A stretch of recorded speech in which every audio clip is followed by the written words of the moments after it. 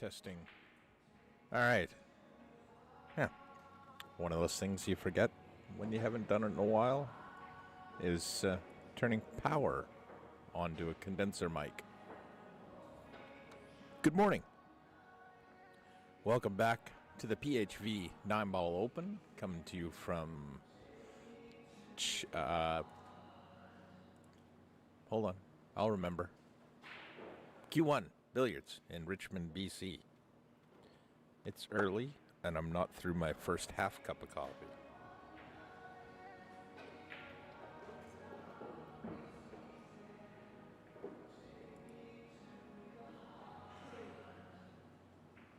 Gonna have to get that music out of the back of the audio here. Give me a minute.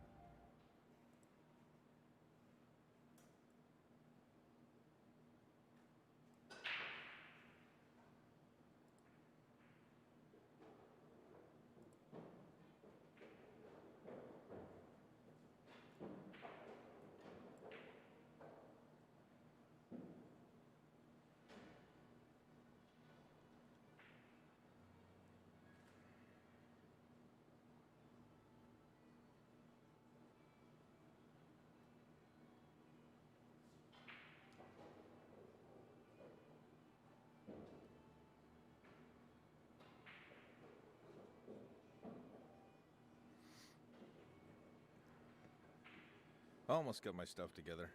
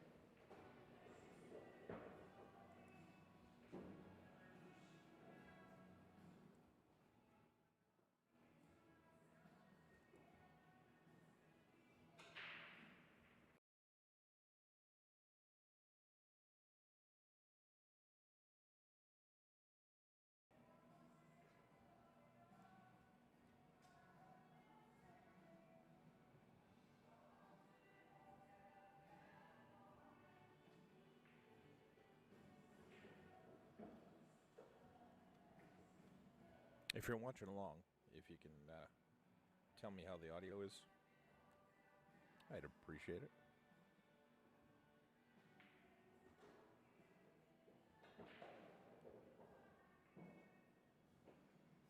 Because I can hear the music in my headset, but I'm not sure if it's coming out over the stream.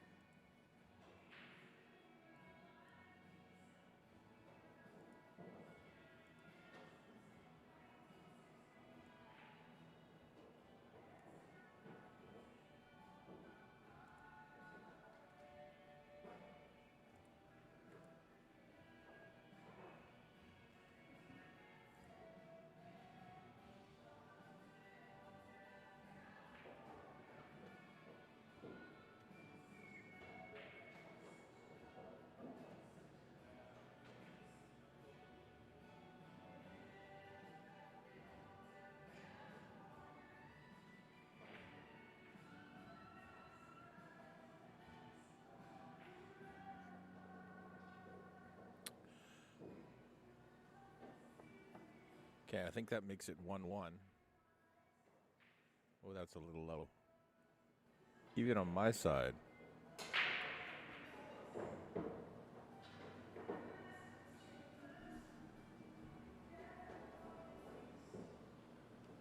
Barnett with a killer break. He's on the 2. 8-9 might be a bit of a mystery. Grant, who's left on the A side? Hey, thanks, Clark. Oh, you can hear the music. All right, well, we'll try and work on filtering that out a little bit more.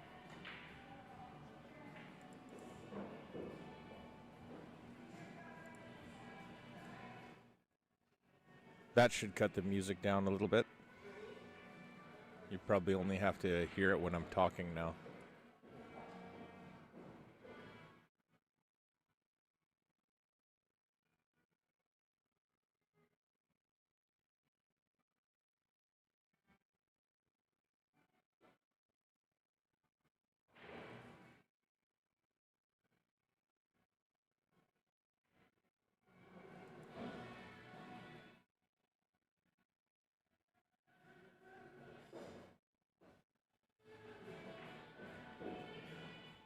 Let's see how that does.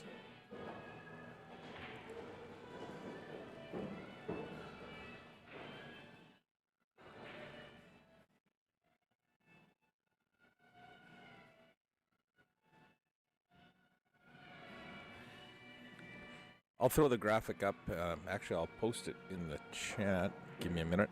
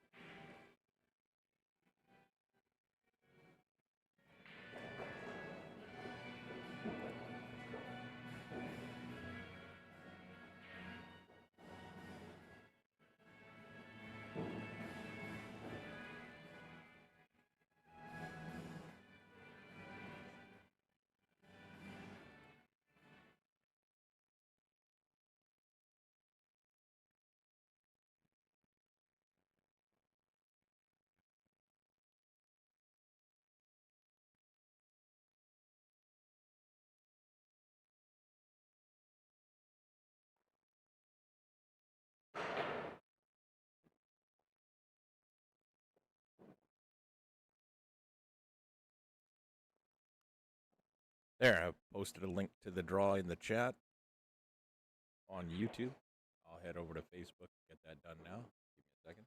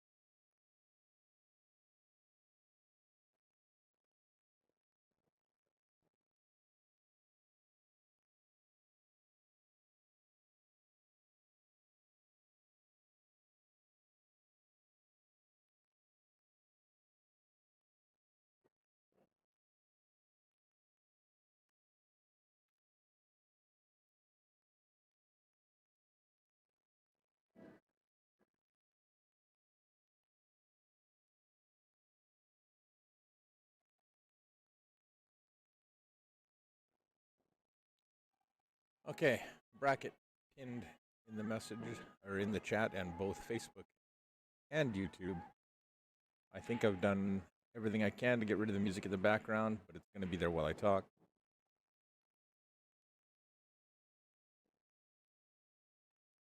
My coffee is still hot.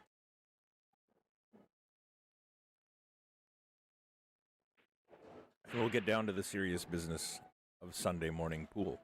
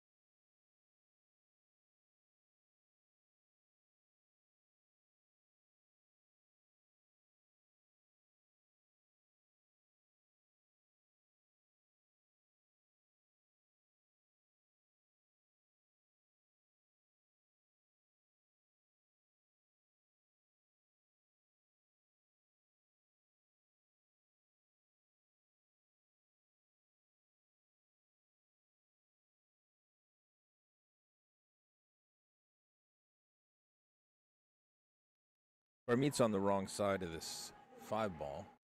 He's going to have to just roll it in and accept the 7 from there, or he'll run around the table 3 rails.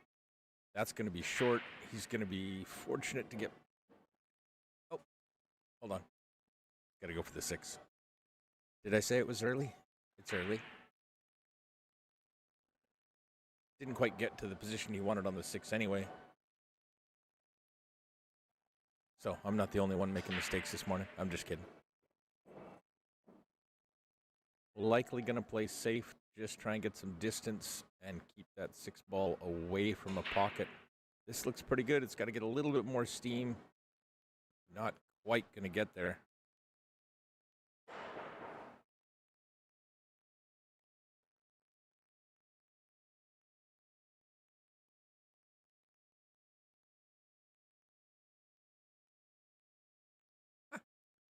I got caught watching the stream. Changed the scenes, and my scene on the thing didn't change. I'm like, what's going on here? I realized I was still looking at the YouTube stream, and it was a few seconds delay. So it's a rough morning.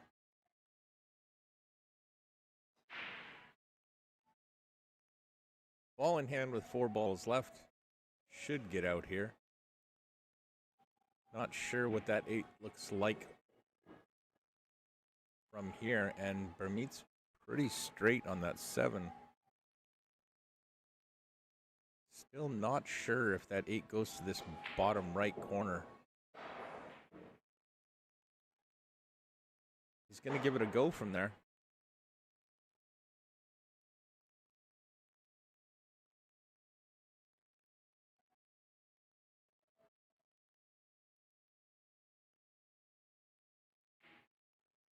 Good hit. Looked good to me.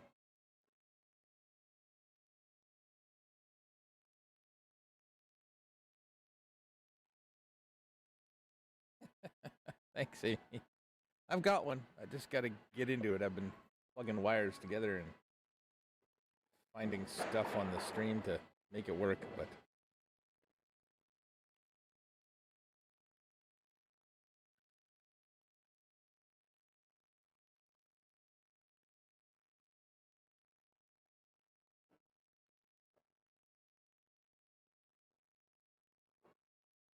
so Barmeet taking a 2-1 lead. We'll run through that A side. They played one match yesterday at the end of the day, Diodi versus Mona. Diodi advanced 8-1 into the A semifinal. The winner of Matthew Kvikstad and Ross Bradson will take him on. We are watching Simon Pickering and Barneet Cole.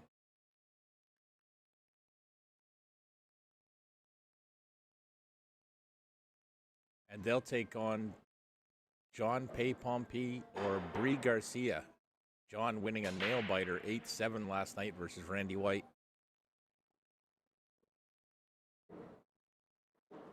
Several quality players on the B side. Woody Nielsen, 655 versus Ben Dwan, going on right now on EvoSports, I believe. Ben's a 607. Eddie 2, 653 versus Daniel Brennan, 591. Vernell Mendoza, 613 versus Masahiro Hashizumi at 612. And then Amrit Singh and Keith Yip, 416 versus 666.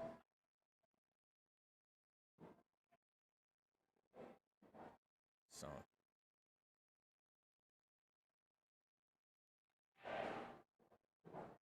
yeah, so we have 16 players left. Oh, they really rocketed through the B side. They must have played a little later last night. I thought they were stopping, but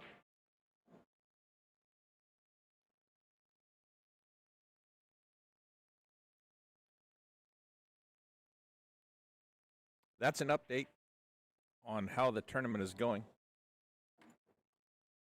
Time-wise, they're zipping through it pretty good.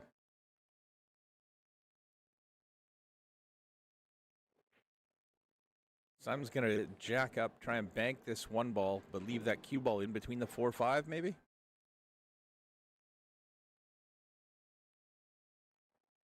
That Camera's a little bright. See if we can fix it.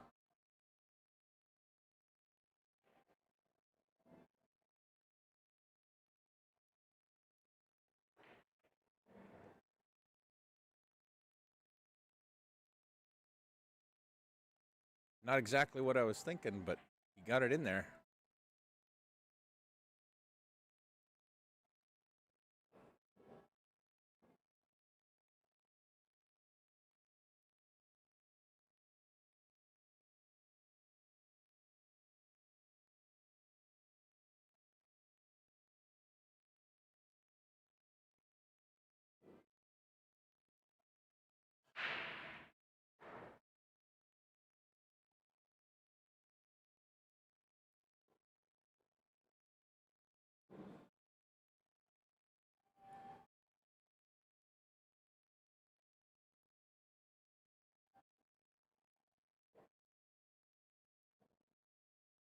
Ball in hand for Simon. Look for him to maybe play another safety with that 4-5-9 tied up. It's fairly simple if he wanted to. He could also play a little bit more aggressive.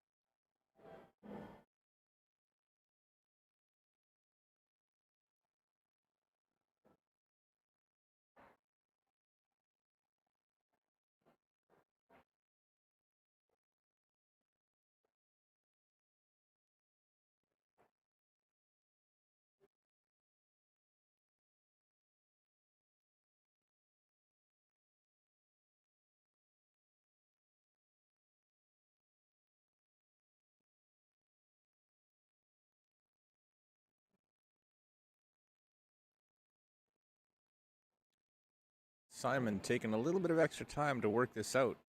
It's this cluster here that's giving him pause. That's a lot to break out.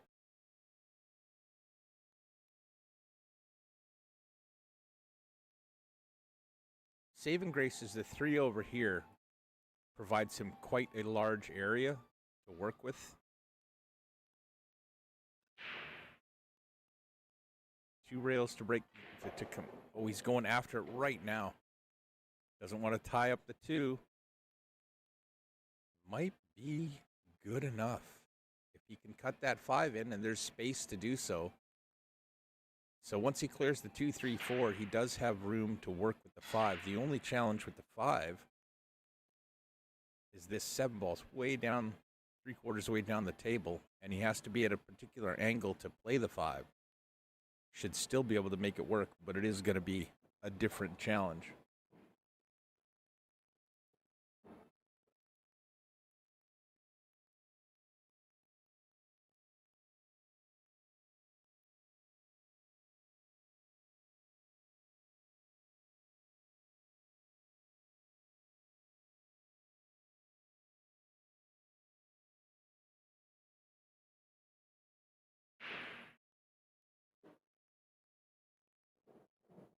Four ball to the side will give him that angle on the 5.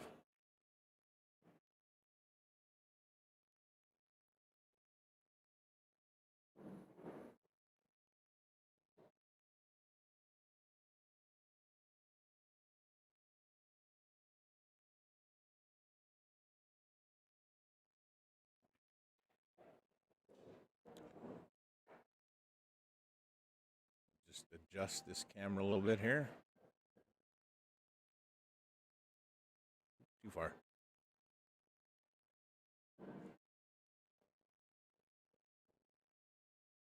Way too far. Let's go here so I'm not wigging you guys out as I do this.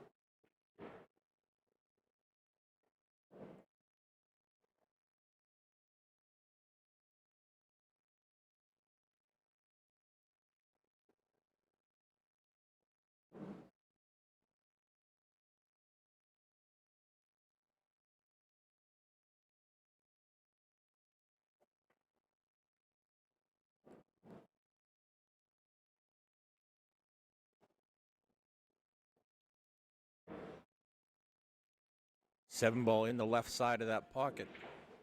Sets him up nicely for the 8. Little bit of angle, so he should be able to go to the rail and bounce out a little bit. Oh, hits the horn. Rattles the 8. Oh, I gotta fix that race. The race is incorrect on the stream.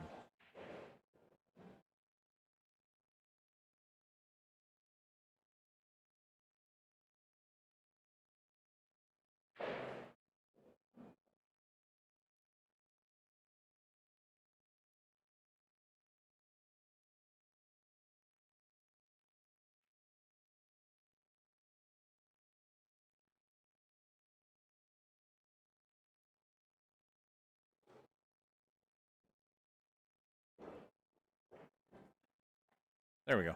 Got that fixed. So Simon's going to 8. Barneat's going to 6.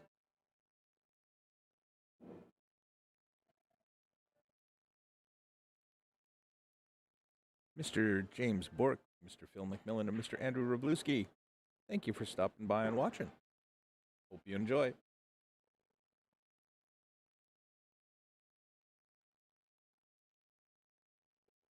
I said hi to you earlier, Grant. But still, thanks for stopping in.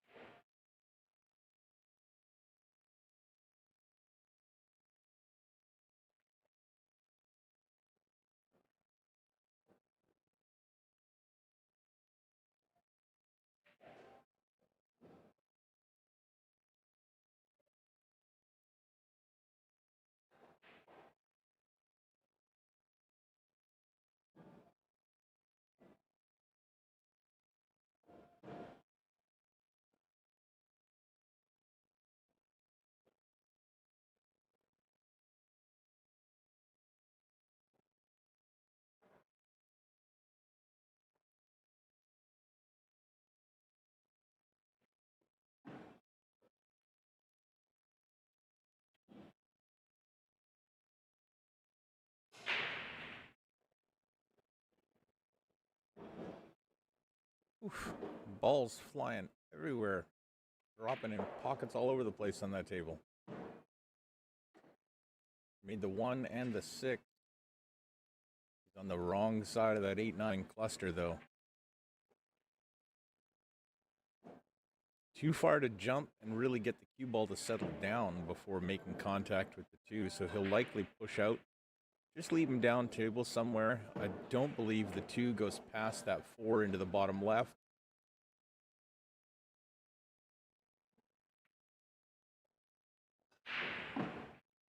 I'm going to take the template off the table, but the 8 is sitting there.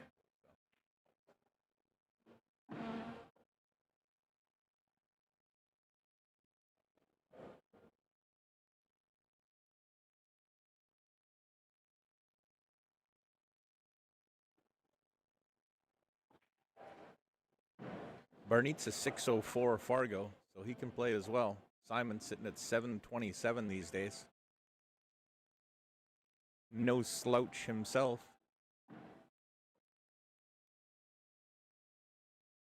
Lynn, welcome to the stream. Long time no see.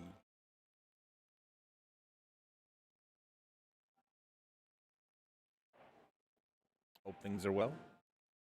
Mr. Mason Mackey stopping in. Hope you enjoy, sir. There might be enough room to feed the 2, but it's a pretty risky shot. He's looking at it to see if he can thread it through there.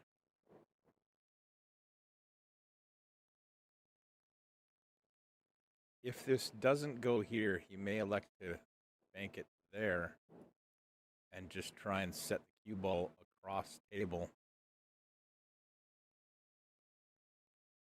I'm a little aggressive, though, so that might not be in the option list.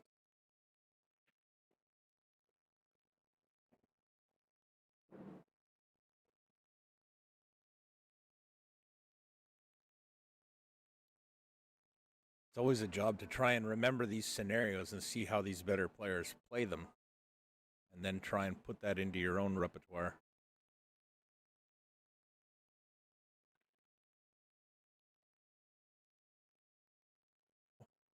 Oh, that was tight pass there.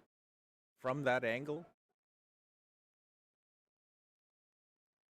maybe he had more room than I thought, but that looked like it was pretty tight to me.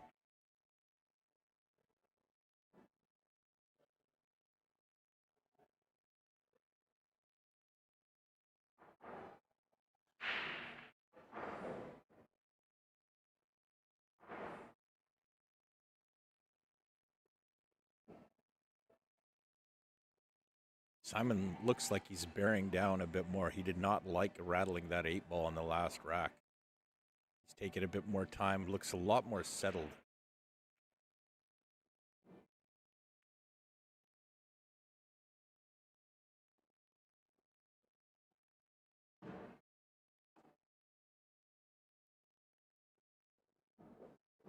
Wants a little bit of angle.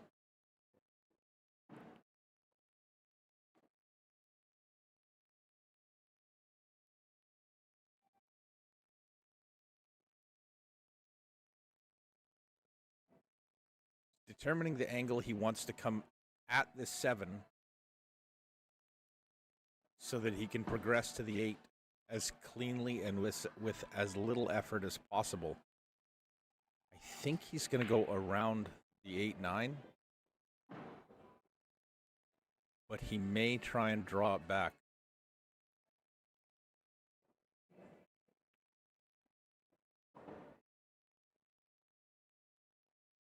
Drawing it back.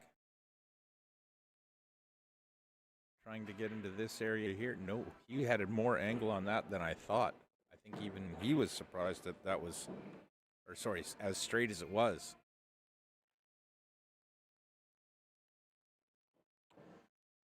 He's closer to the rail than he wanted.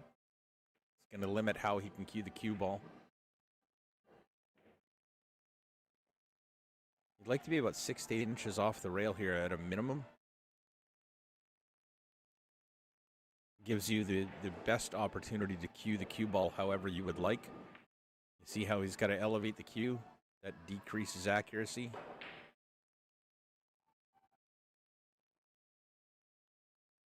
He's hoping to get a little fortunate here, and he has. I don't believe Barnett can cut that in.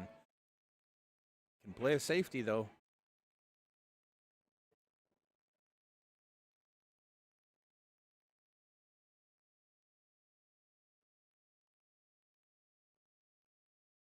That exchange started, or that issue started with the 5-ball being at a little bit of a funny angle. A little hard to predict how it was going to come out and just how clean he was going to hit it. Barnett may play a 2-way here, long bank the 7. No, he's just going to play safe. Doesn't want it to hang over the side pocket. That's a great place for Barnett to leave the 7.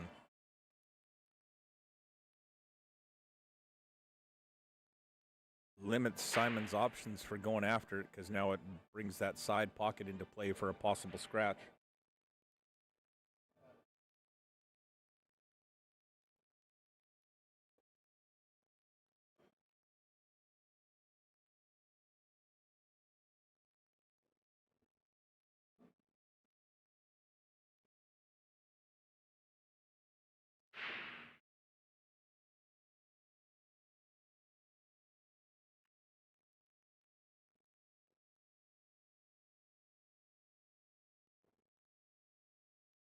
Kicking at it off the end rail. Didn't miss it by much.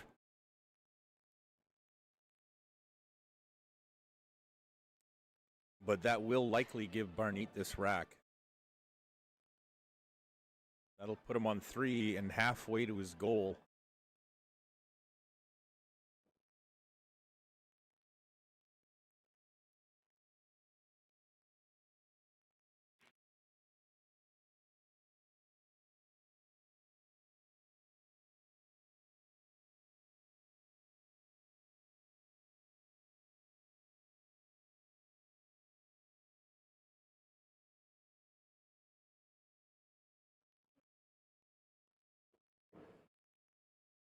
7 in the side, bringing that cue ball around to play the 8 in the same pocket. I'm a little surprised by that. I thought that 8 went... Oh, not going to tell me there. I thought the 8 went in that corner, but clearly it doesn't.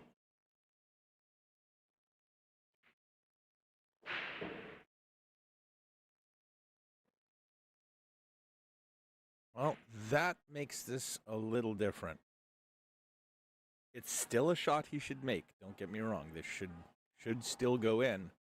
But being stuck on the rail, 45-degree angle to cut that in, it is definitely a missable shot.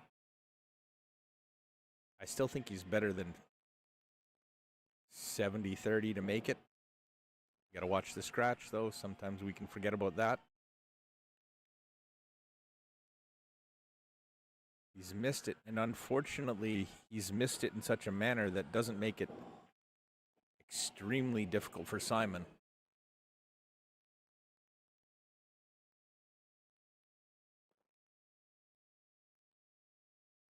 Oh, got a little bit of focus work to do on that camera.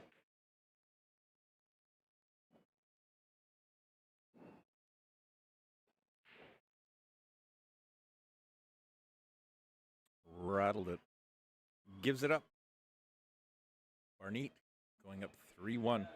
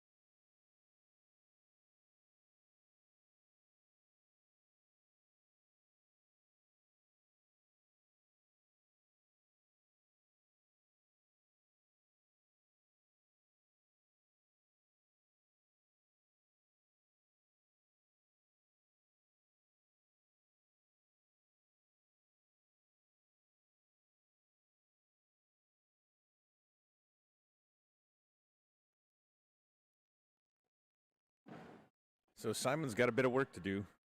Down 3-1.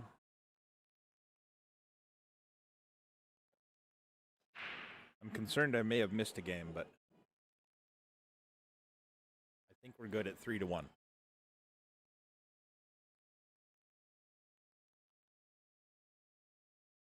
I'll keep checking the bracket.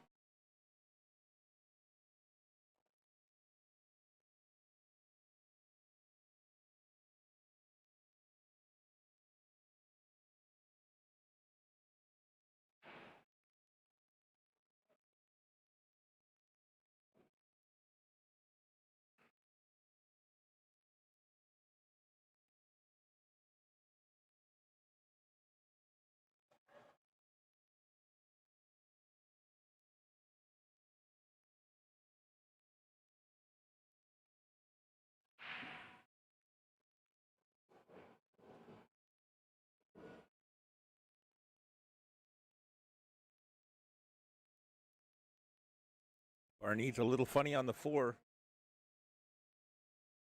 Just going to check some live scores, see how the rest of the tables are doing.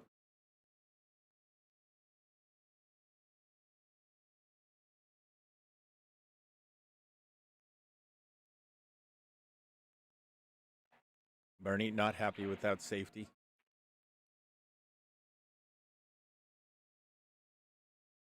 Could have been a little bit tighter there and eliminated an option for Simon. Simon can cut this 4 in. He's going to have natural shape to get back down for the 5. Has to move the cue ball around a little bit, but shouldn't be any big surprises here. Stretched out a little bit.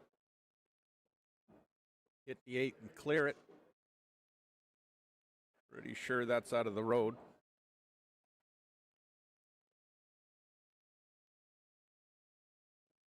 Matthew Kvikstad leading 3-2 over Ross Bradson. He's going to 7 and 8 respectively. Jay Pompey 656 versus Brie Garcia 627. They're both going to 8. He leads 4-2. Woody Nielsen and Ben Dwan are tied at 2. Eddie 2 with a 2-0 lead over Daniel Brennan. Vernell Mendoza tied with Masahiro Hashizumi at 2 and 2. Amrit Singh trails Keith Yip 5-0.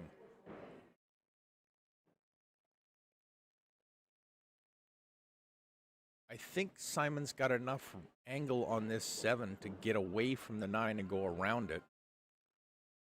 Got to watch for that unintended carom off the 9. Could scratch in the bottom left. But he should be okay here. I think the 9's far enough forward it's not going to be a factor. Oh, and he drew off it anyway. That'll work. That will work.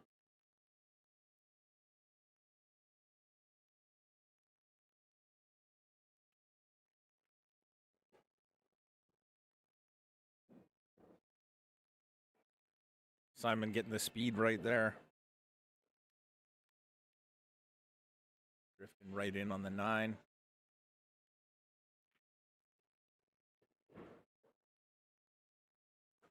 Well, the score line doesn't tell the story. It should be 4-1 for Simon, but he's let a couple of late balls rattle in a pocket, handing 2 games back to Barneat, but 3-2.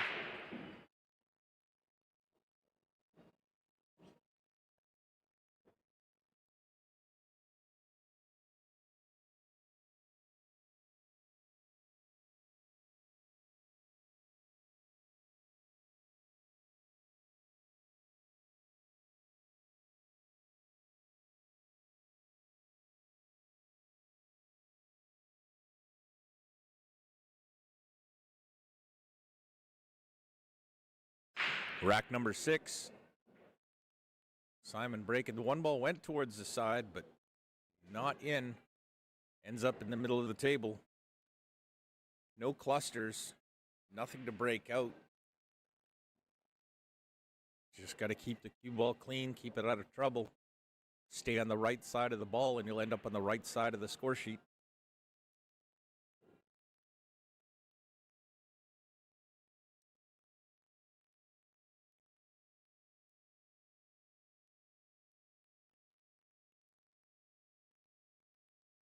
Got a little bit of angle to drift this cue ball towards the 2, so he may have to go all the way. No, he's almost straight in. I thought he had angle there. Tough to tell without an overhead view. Gonna have to work on that.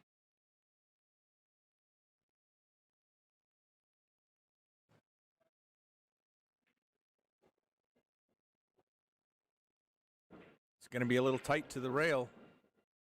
This could be challenging to get back down for the 4. Oh, it looks like he has enough angle there. Should be able to come right through here.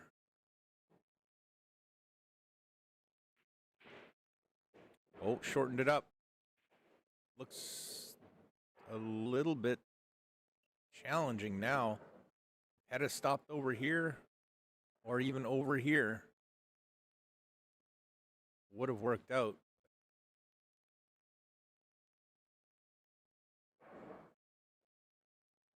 May play safe and just try and tuck this cue ball in behind the 6. That's what he's trying to do, and that's where he's going to get to. Beautiful safety.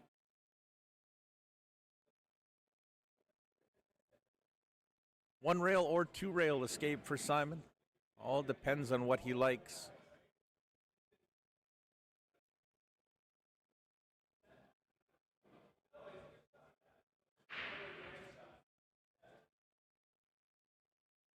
Simon complimenting Barnett on a nice shot. Sometimes you have to recognize that it's not all about offense. I have a hard time with that. But a well-played safety can keep control of the table even if you're not able to be offensive. Just not allowing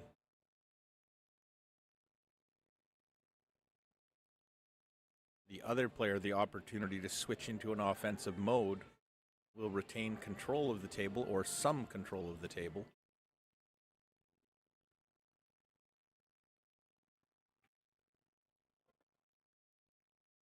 And the way these two shoot, give a guy control of the table, you might not get it back.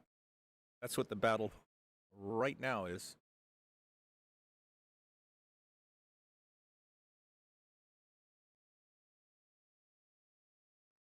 Two rails. Gets the 4 nice. Needs a big bounce on that 4. He's not going to get it. The 5 ball did tie up. So a little bit of consolation for making the nice hit. Yes, he sold the 4. But now Barnett has to do something with the 5. Pretty sure the 5 does not go. You might be able to make that in the side, but I think you're going to be at a big risk of early contact on the 7 and a foul.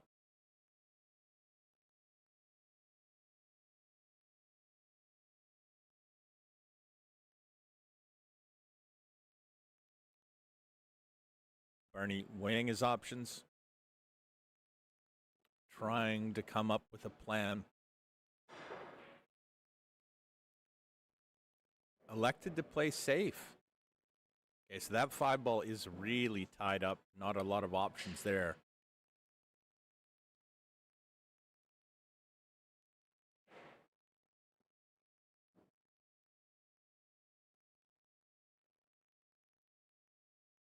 Simon's looking at putting this 4 ball in here.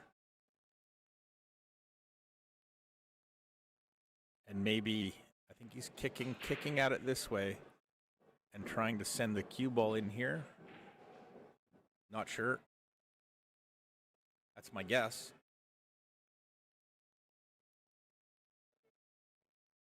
Oh, nicely done. May not have gotten the cue ball as tight as you would want to the 7-5, but still kicking and sticking right there ensures you're behind the blockers, and then the rest of it is just weight and collisions to hold the 4. Barnett with a good hit. If the 4 has enough speed to get behind the 9, but it doesn't. Good defensive battle here. It's a tricky little shot for Simon to take on. He may be able to break out the 5 here.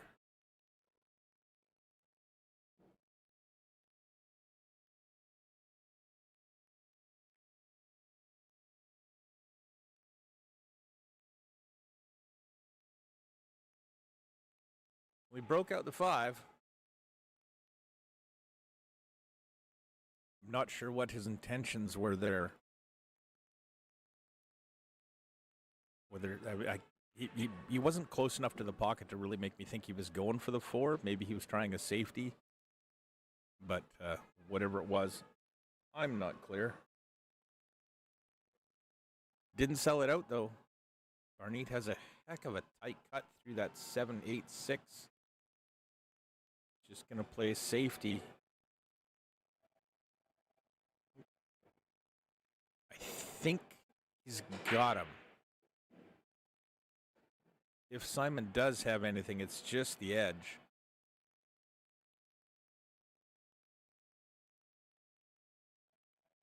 With the 5 ball here, if he does choose to kick at it, I'm not sure if the angle's right, but he could end up like that, splitting the 4 and the 5 again. But he's going for the jump cue.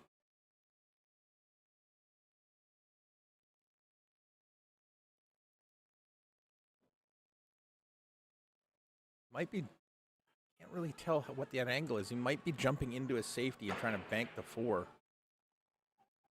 Oh, he's trying to get the 4 to the rail,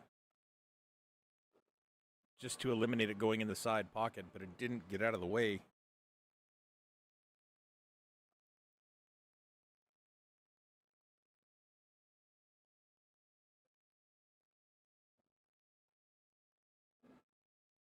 I think it is 4-2. I don't think they're using the app. We could be off on the screen. It is 4-2. I did miss a game. Well, that changes things. A little bit steep on the 5. Should be able to control the cue ball back and forth for the 6. Probably draw to the other side of the side pockets.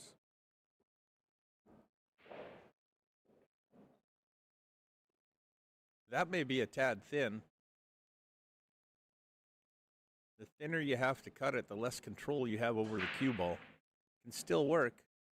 May elect to just play safe here. And that's what he's done.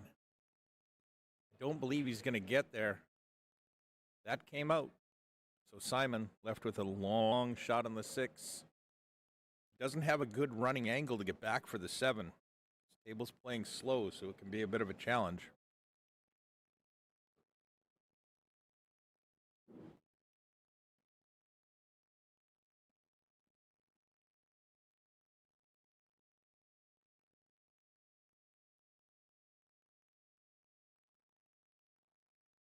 Not going to try. He's just going to take the long shot.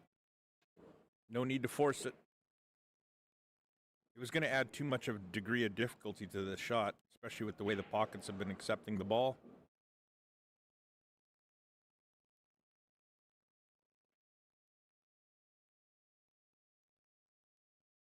Just simply pot the 7. Should end up with a decent look at the 8.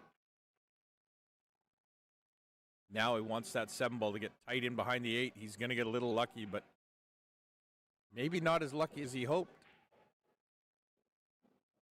I don't believe that 7-8 is wired up, but there might be enough of a gap in here. He can cut it and make that 8 in that top right corner pocket.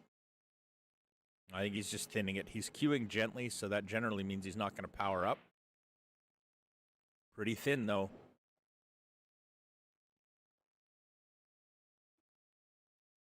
This is a huge game here, with Barnett only needing 2 more and Simon needing 5. 5? 6.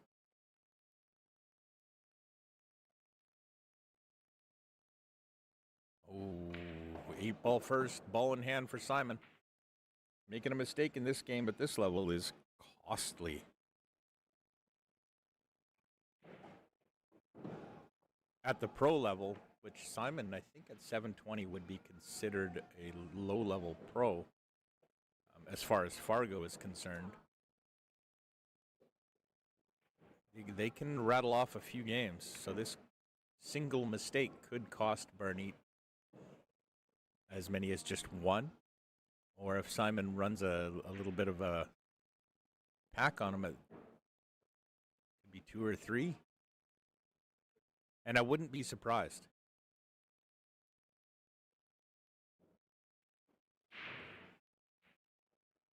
In the early 2000s, Simon actually beat Shane Van Boning in one of the BCA tournaments down in Vegas.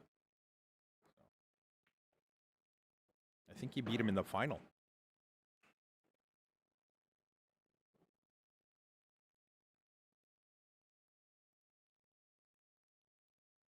That was a few years ago.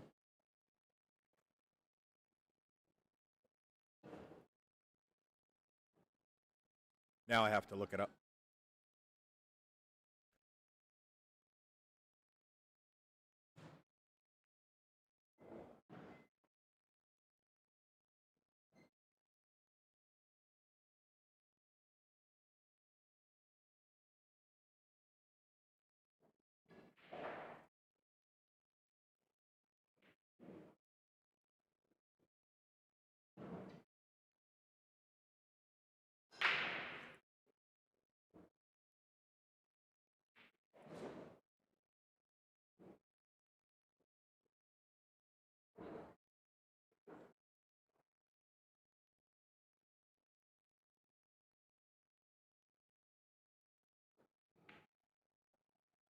So Simon trailing 4-3.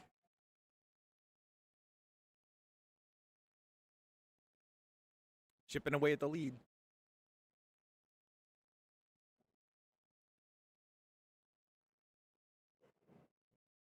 I think he is not aware he's touching the 9, but it's cue ball fouls only. If you're going to play all fouls, you need a ref available.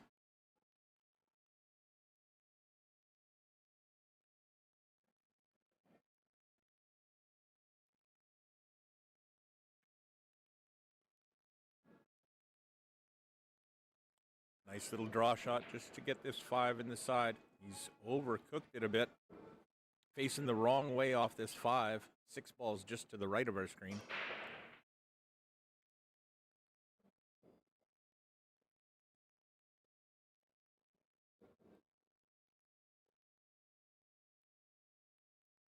Five ball on the side. Cue ball 2 rails back around for the 6. Or, yeah, 6. That comes after 5. Oh, collides with the 7. He was trying to play that 1 rail, just come down here and straight back.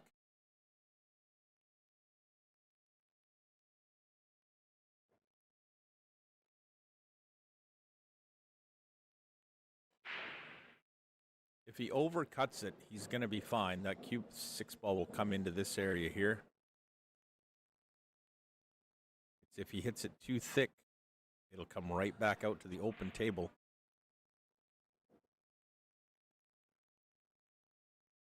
This is going to sit up pretty for Berniet. Great opportunity for Berniet to get to the hill.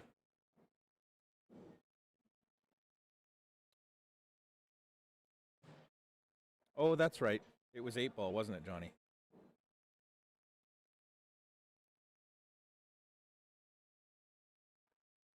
That's a good point.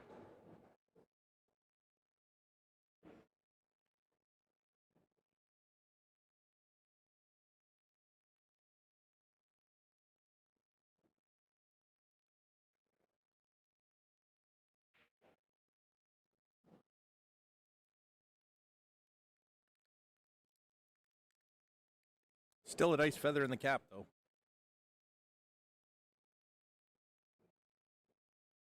That's got enough speed or not? No. Knows he could have got there.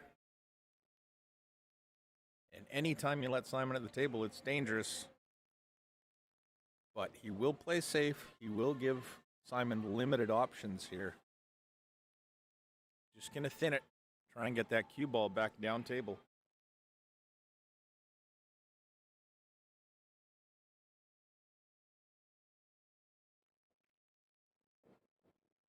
That looks like it's going to work.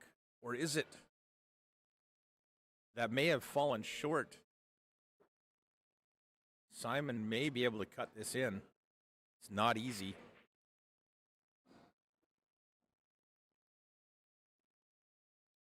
I think he's looking at the cue ball path now. Just going to have the cue ball go straight up and down the table, I think.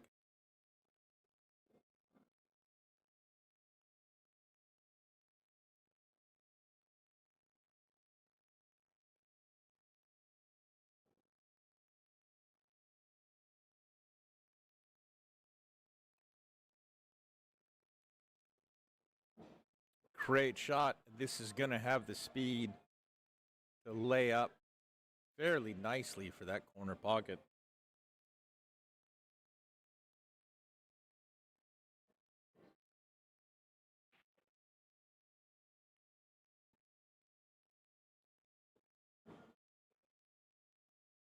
Ties it up. But the race is not the same, so it's not equal. A situation where tied doesn't mean equal. Interesting. 4-4. Simon going to 8. Berniet going to 6.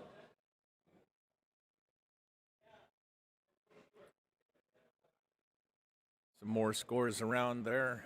Jay Pay Pompey leading 6-3. Woody Nielsen trailing 5-2. Matthew Kvikstad leading Ross Bradson 4-3. That one's tightened up a little bit, and Masahiro has taken a one-game lead over Vernell 4-3.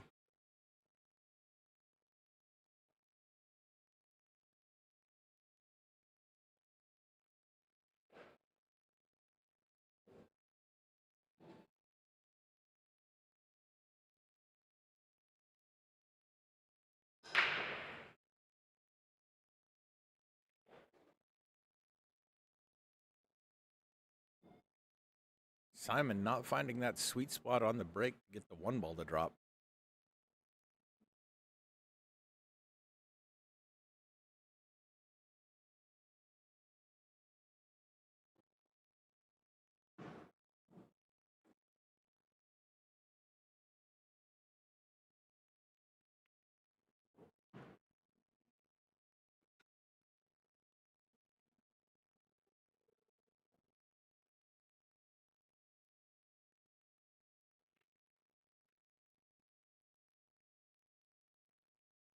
Arneet playing a push.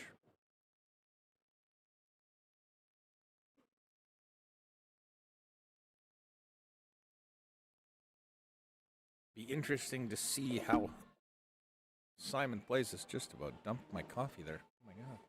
That would have been disastrous.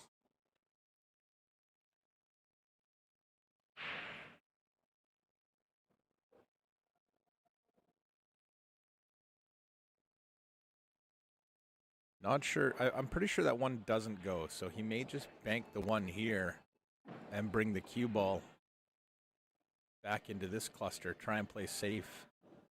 Not in front of the side pocket, but in those 5-7. Risky because you could not hit the 3, or you could have it go long and then sell it out. Berniet with a plan. Might be just to bump that one ball on the other side of the 6 and leave the cue ball on the back side of it as well.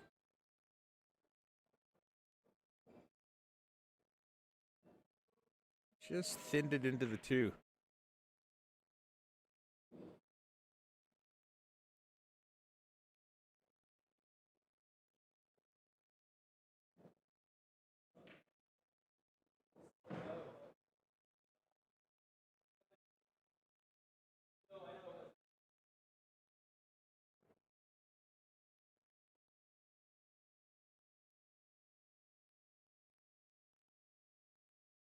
Tricky little shot here. I think he's looking at 3 rails.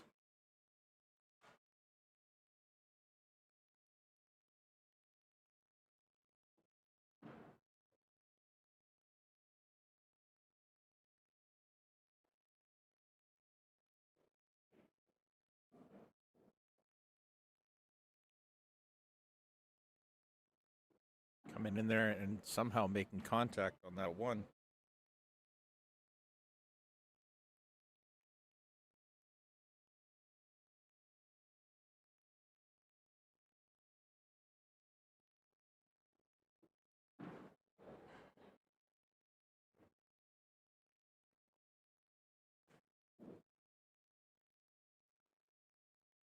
I think he wants to hit the 4th rail and then come off. Come in here, hit this rail, flip the 1, and send the cue ball to here and just nudge that one ball over. That's a lot of mileage for a cue ball to travel to be accurate with both speed and direction. It's why he's taking an extra minute or 2. The 5 ball's clear of the 7, I believe.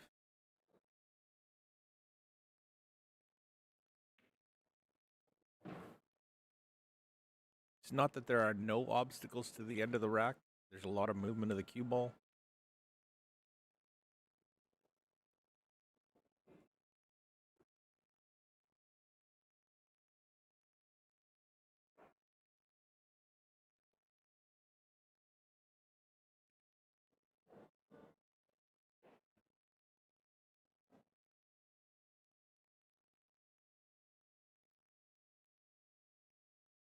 The only danger with playing the cue ball off that way and down here is I think the speed you need to get the cue ball there is going to push this one ball out.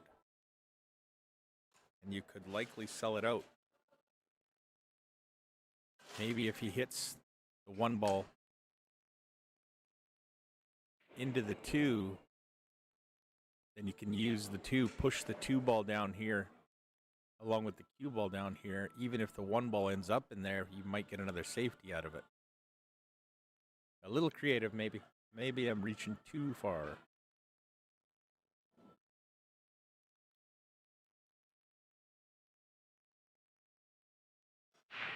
Unsuccessful attempt to make contact with the one results in a ball in hand for Barneat Coley.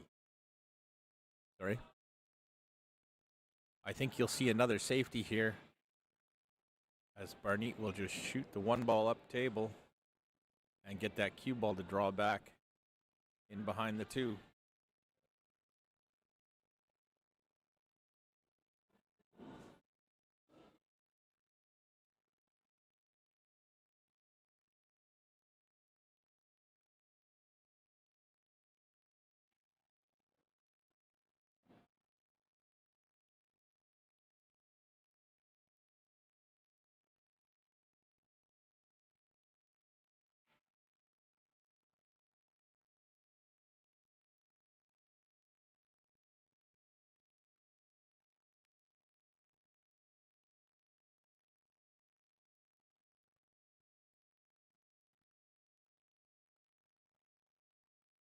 Part of the process here is just kind of getting into your head exactly what you're attempting to do, what it's going to feel like, what that stroke is going to be like. You can pre-plan it and have a better expectation of how the execution will work.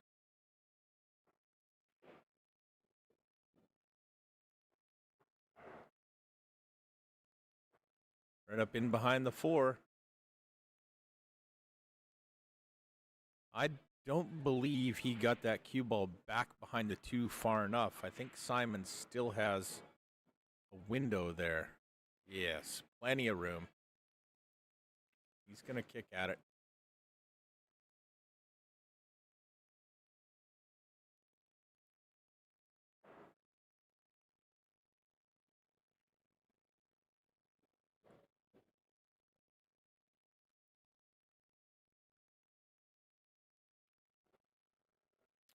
Thin hit on the one. Wants that cue ball to keep running. It's not going to. The table is open, sir. We'll see what Barneat can do.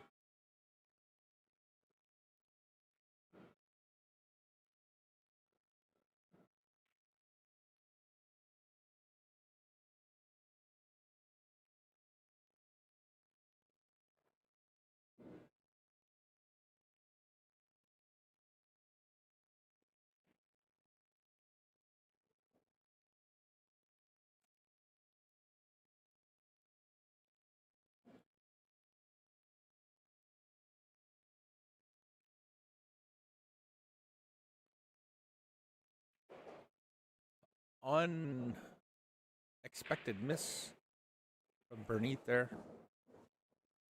Will bring Simon back to the table.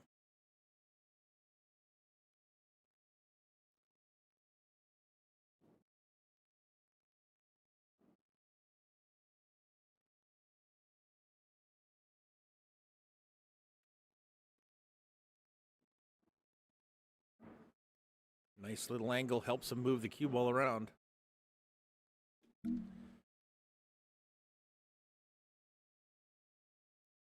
Well, he's fairly straight there. He's going to have to cheat the pocket a little bit.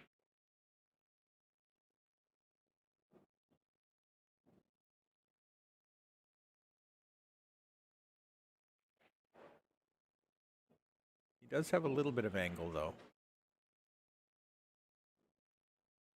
Little top right. Oh, he wants that cue ball to stop. That was getting dangerously close to the 9.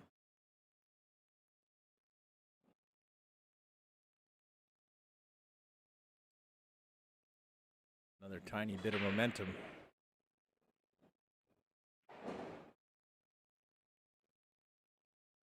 Even if the 5 doesn't go, you make this 4 get shape on the 5 to play a safety. Gotta watch the side pocket. Should be good. Be a little closer than he might have liked, but his shape is adequate. It's adequate.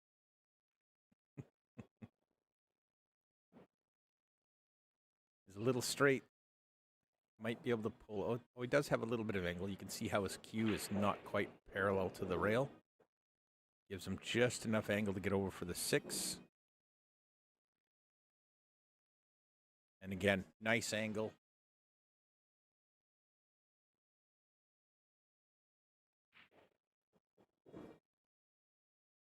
Avoids the side pocket.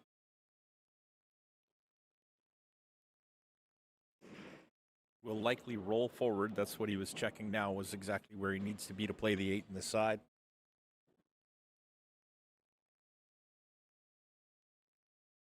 Oh, no, it looks like he's drawing. He's just going to draw it back a little bit to play the 8 in the other corner. He didn't quite get there.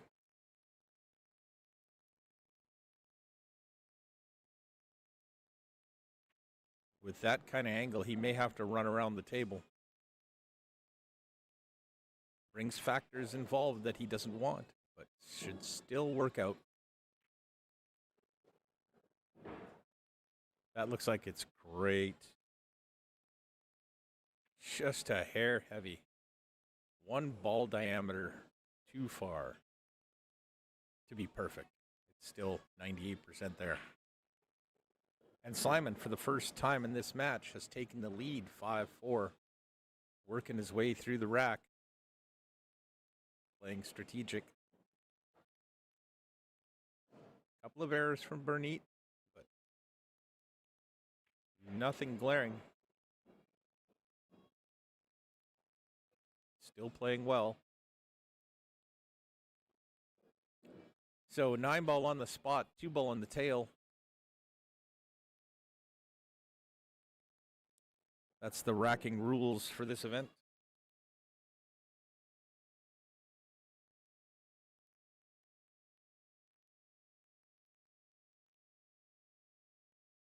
See if Simon can figure out that 1 ball.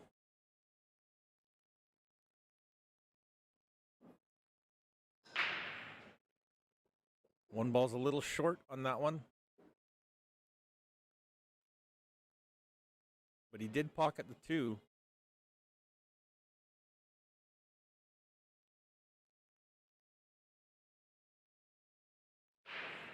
I didn't even see where that 2 ball went. That must have gone in pretty quick.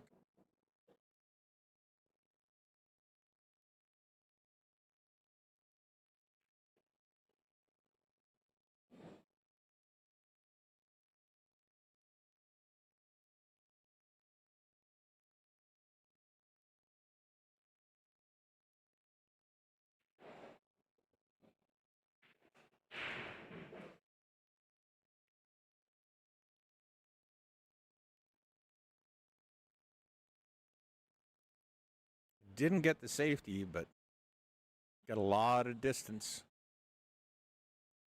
It's this type of situation that could give control back to your opponent, though. Barneat's not necessarily going to make the 1, but he now has an option to try and tighten the safety game.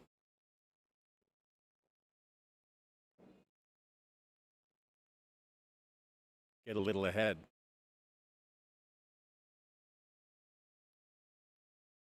Tried to get in on the 4, but he's going to hang the 1.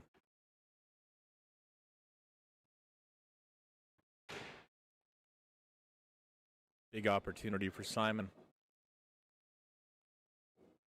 to truly make the match even with only 2 games remaining for each if he can run this rack out.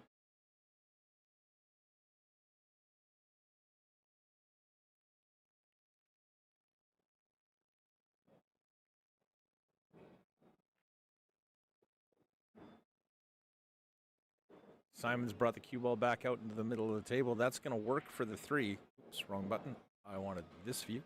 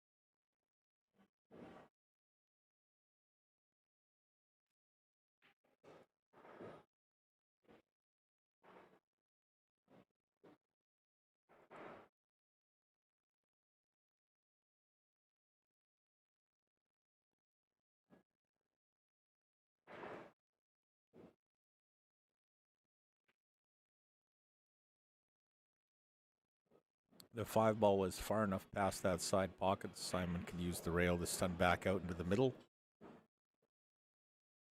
He's got a good angle here on the 6.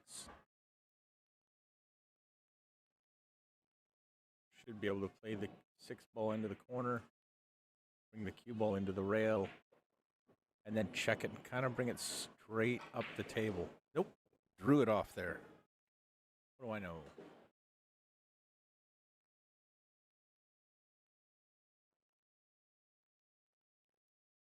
Could play one, but most likely 2 rails back out to the center of the table. Cue ball ending up there. Gives him a little bit more angle, allows him to use a rail to play better speed control to get on the 9.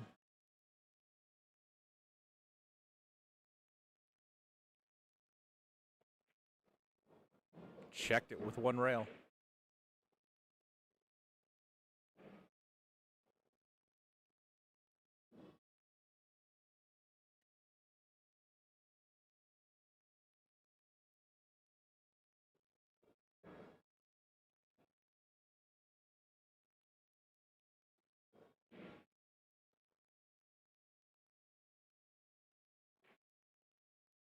And so now the score is truly equal with 2 games remaining for each player.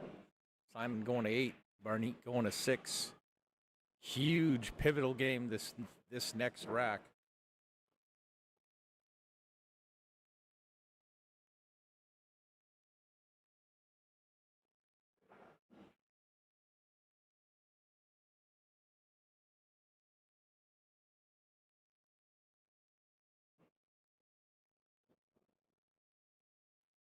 Yes, Jason, this is on YouTube as well.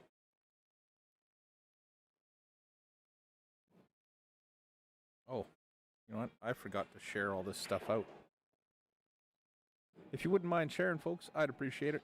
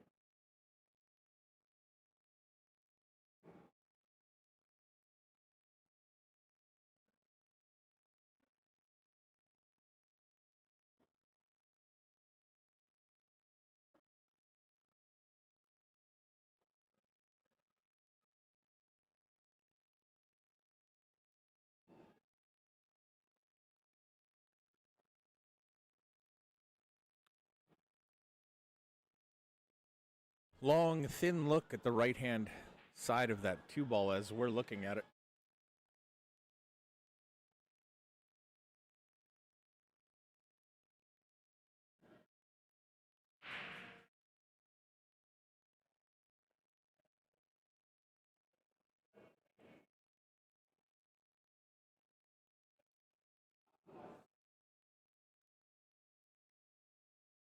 I think he's left a window. Not sure if that cue ball fits through there, but if it does, it makes Barneat's life a little bit easier.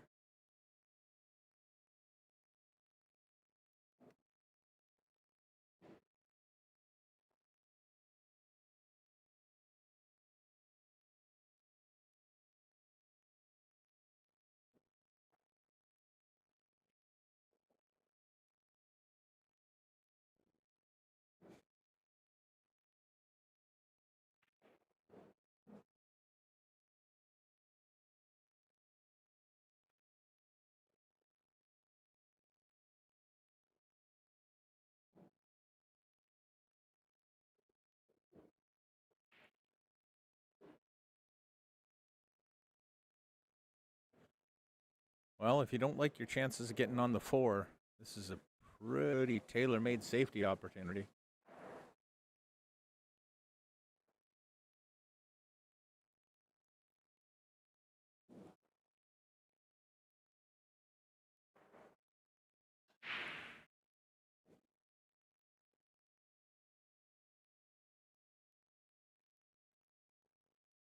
That's a long way to go to get on that 4.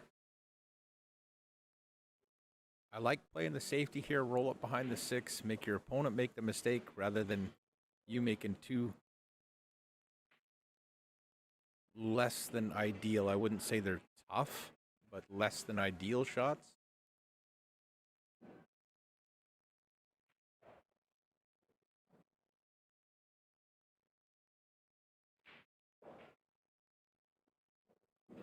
Oh,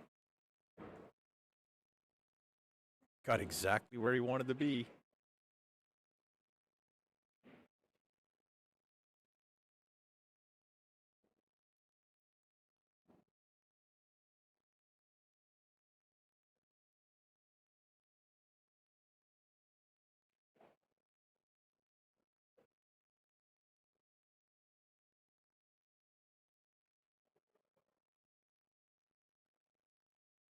The 6 ball is causing him a little bit of a problem here because he'd like to come 2 rails, back out for the 5, but he may, even stopping 2 rails to play it in the side, that 6 ball is a factor.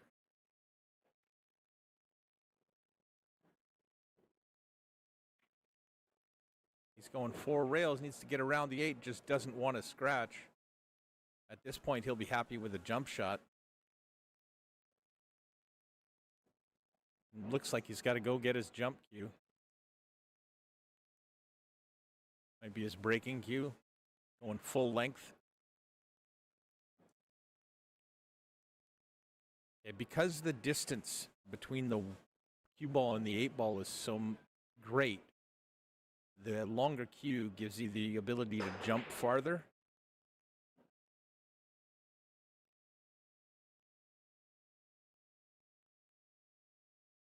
Well, good legal hit. It's a little tight for Bernit. You want to stroke this a little bit to get the cue ball to follow up so he can get on the 6. But with the cue ball only being what looks to be about 1 3/4 inches away from the 5, you're going to see a very short, stabby stroke trying to get the cue out of the way. You change the stroke that much, you let imperfections creep into the stroke that you have to use because you can't use your normal one.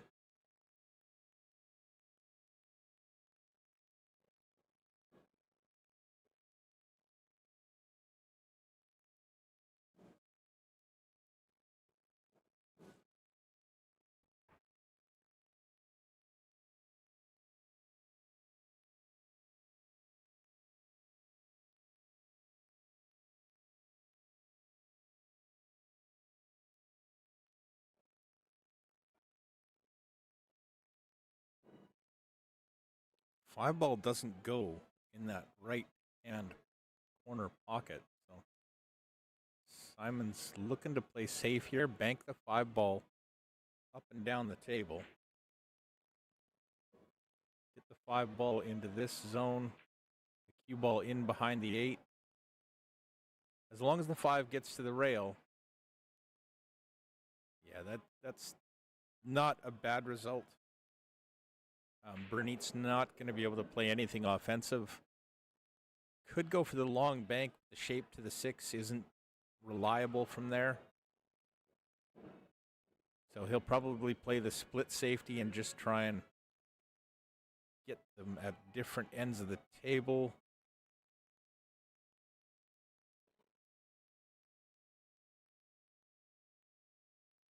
Fairly decent opportunity for Simon here. Bernit really tried to get that 5 ball down to the end rail. And that little knock on the 9 changes things. Bled some of the speed off the 5, so it didn't quite get there. Simon just a little top, a little bit of right, just trying to come 2 rails around for the 6, get out from the 8. Unfortunate to come into contact with the 8, but at least he's clear on the 6.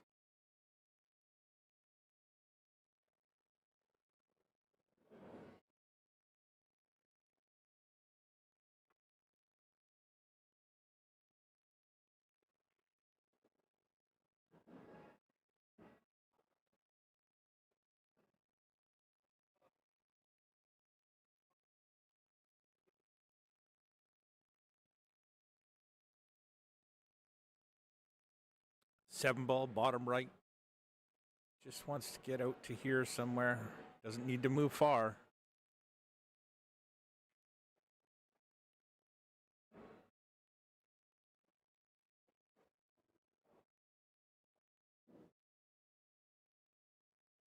See if we can see over his shoulder. He's almost perfectly straight.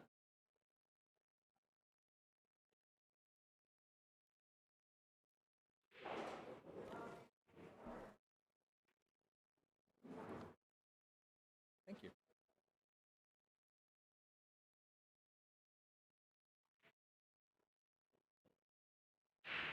That's going to work.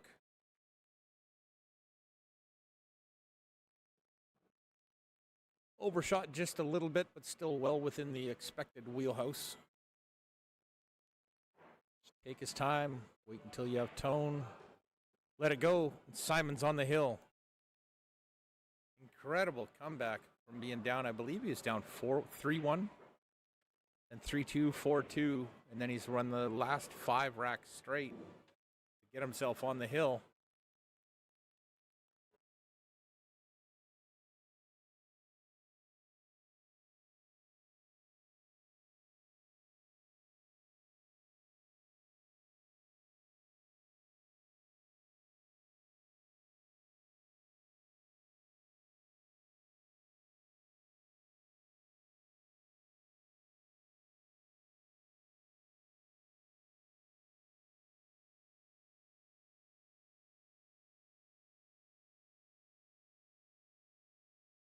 Some other live scores. Ross Bradson on the hill.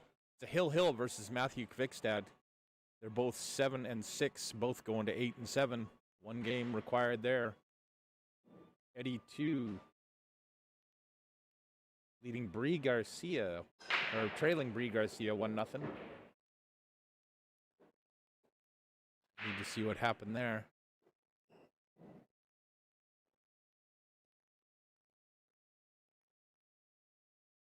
Oh, that's right, because J. Pompey has advanced to face the winner of this match and get into the final.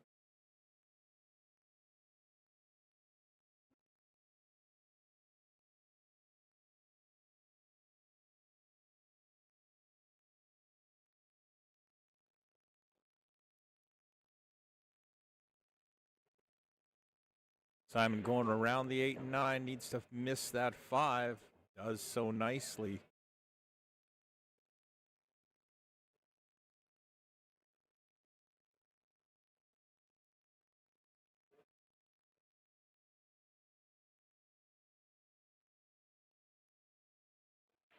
One rail back for the 5. Watch that side pocket. When he's hooked by the corner, by the horn of the side pocket. I suppose that's better than actually scratching. At least you have a slim opportunity to make contact in the 5 and not give this rack away. 2 rails. Called the 5 in the corner. Well, you don't have to call it, but he's trying to make it. Oh, and just goes around it. So Bernit, who's been sitting for a bit.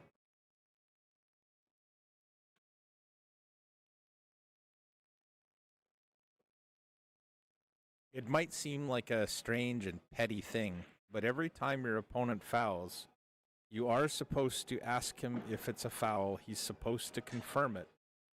If you do that and your opponent says no foul, I hate to tell you this, but unless you have instant replay or it's on YouTube and you can't go and you can go back and look at it, You're probably not going to get that ball in hand, but at that point you call a ref.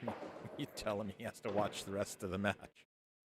Doesn't happen often. It's only happened to me once that I can recall.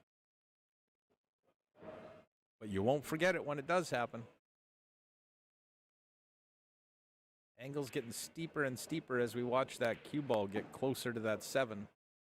Still not bad, though. Little two-rail shot to come out for the 8. Ooh, that hit that near horn, but still went in. Burnett, 2 balls to make this a hill match.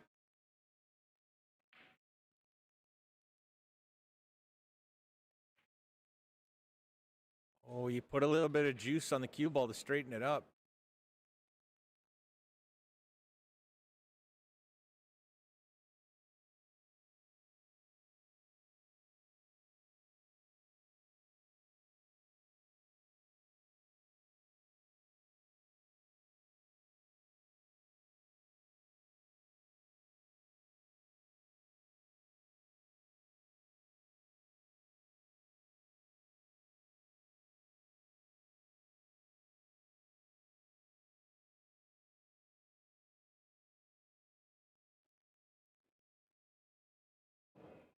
Thin cut on the 8.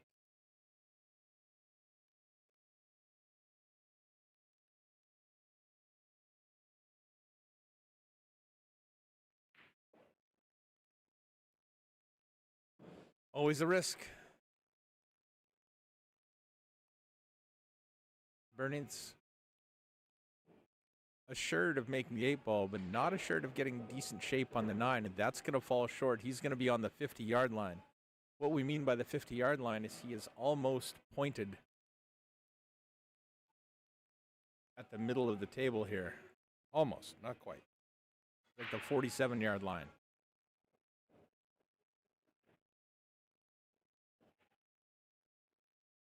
He's going to leave Simon the same sort of shot.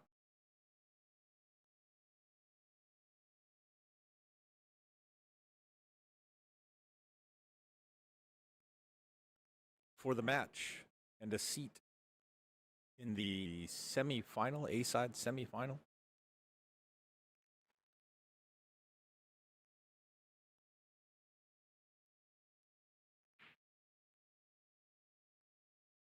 Uh-oh.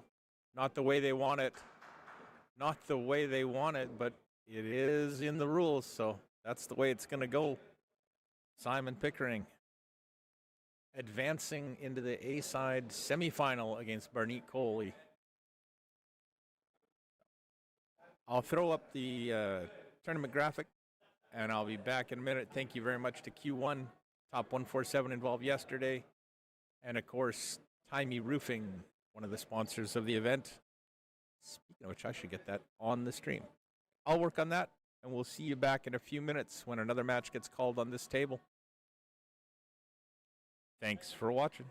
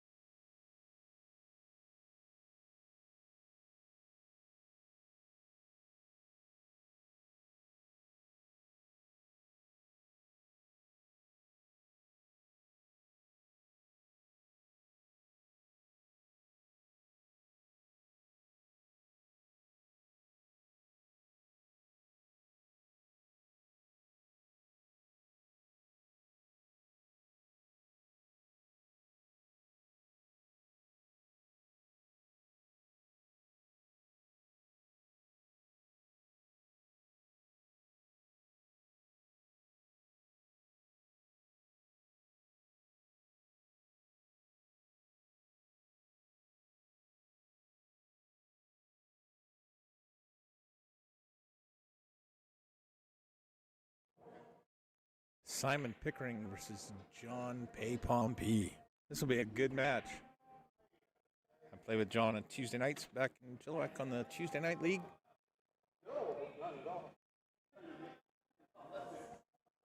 Nice guy. Great shot. Simon, of course, just warmed up. Ready to go. I think John made it through there. That's good to go there.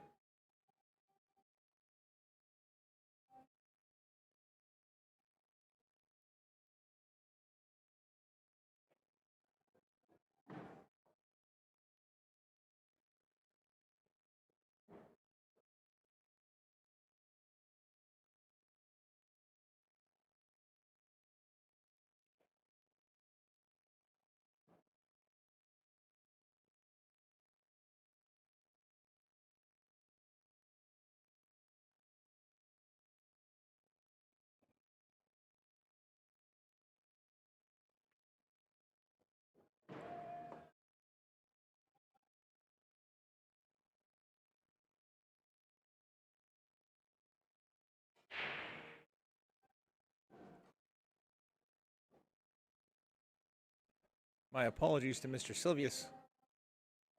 I did not remember to put the Tymey Roofing logo on the stream, as they are a major sponsor of the event. This $1,500 added Phv 9-ball open.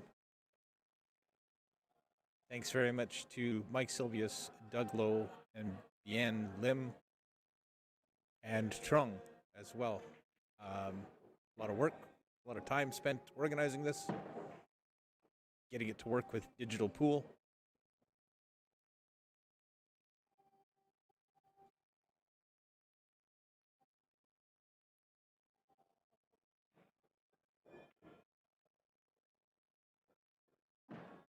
Simon making this first rack look easy.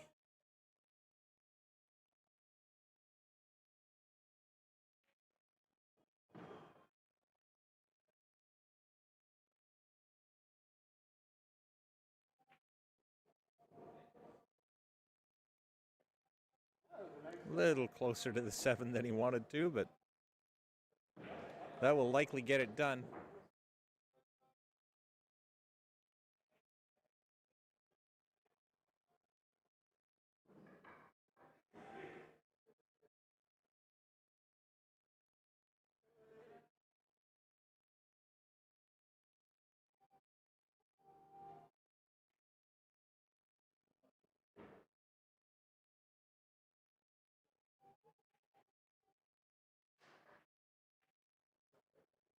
One nothing Simon.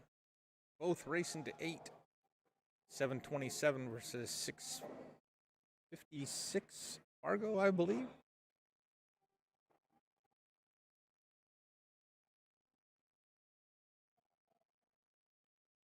Yes, 727 versus 656. This is an A-side semifinal. The other one with Diodi Nepomuceno and Ross Bradson, both racing to 8, 681 and 663 respectively. We still have matches on the B side, including Ben Kwan, 607 versus Barney Coley, 604. They're just underway. Eddie 2 and Bree Garcia squaring off, tied at 2. Masahiro Hashizumi and Mona Stickley. Massa leading 3-0. And in the other B-side match, it's Keith Yip versus Matthew Kvikstad. They're just underway as of 3 minutes ago.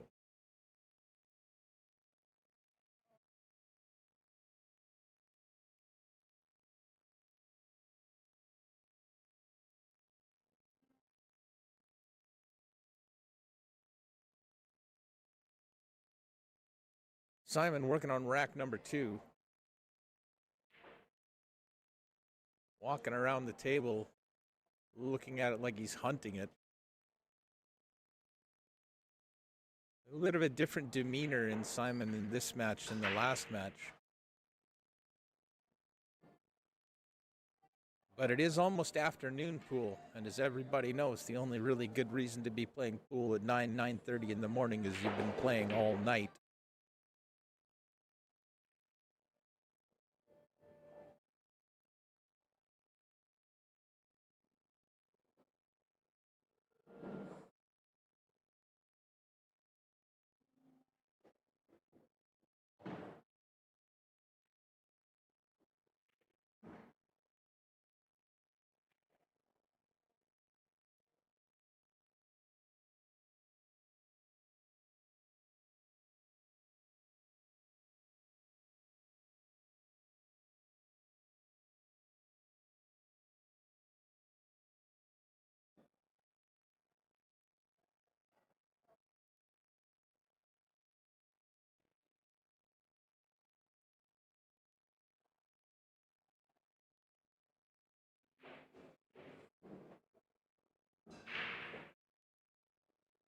Morning, Doug. If you sent that a while ago, I'm just seeing it now. It's been a while since I've done this, so I'm not up to speed on all my technological requirements as far as bringing chat into the screen and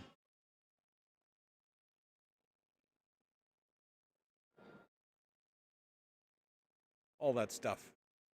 Simon's stuck to the rail, really elevating the cue, trying to draw back, but he's almost straight in.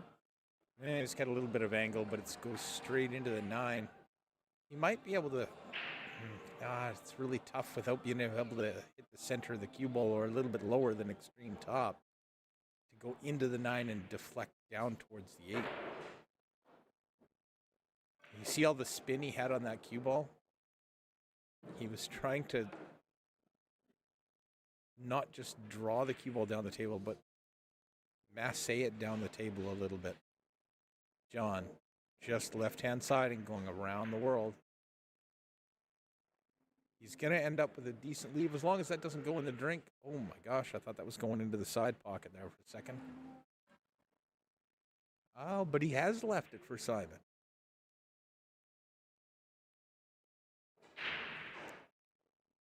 Simon's going to play a safety here and just bank it. Doesn't want to make it. Should fall short. Should be just by the 8.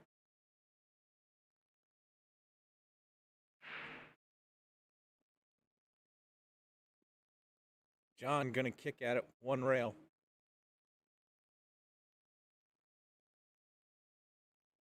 Should hit this, actually. It's a pretty standard one-rail kick. It's fairly close to your corner bank. It's just going to be speed and unintended siding. Right between them. Speed and unintended siding will be factors in that. What I mean is if you don't hit that cue ball perfectly in the center, maybe you hit it just a hair to the right, it's going to widen out by the time it gets there by about a ball.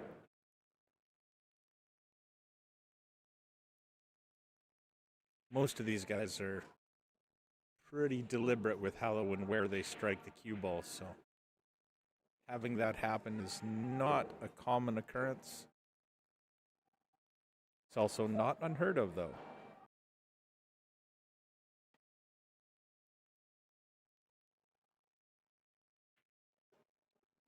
Simon takes rack number 2.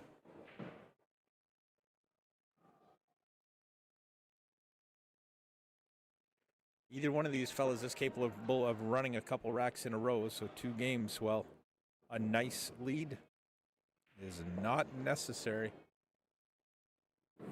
Not necessarily as detrimental as it could be.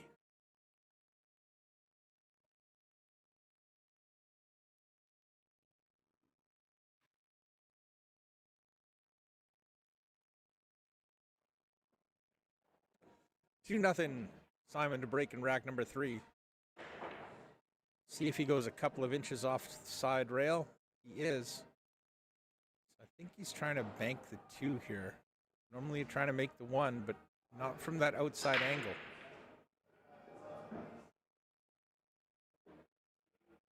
Is he crushing the wing ball from there? Is that what's happening? It is. So 9 on the spot, and he's still able to crush that wing ball. All right.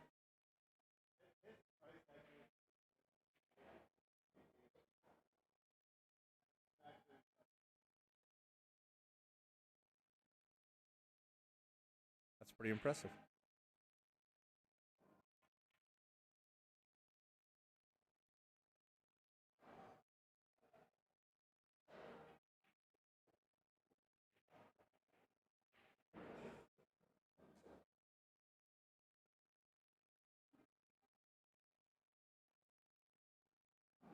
There's the organizers of the tournament right next door there. Mike sitting down in the right-hand red chair, Deanne up on the bar chair, and Doug shooting.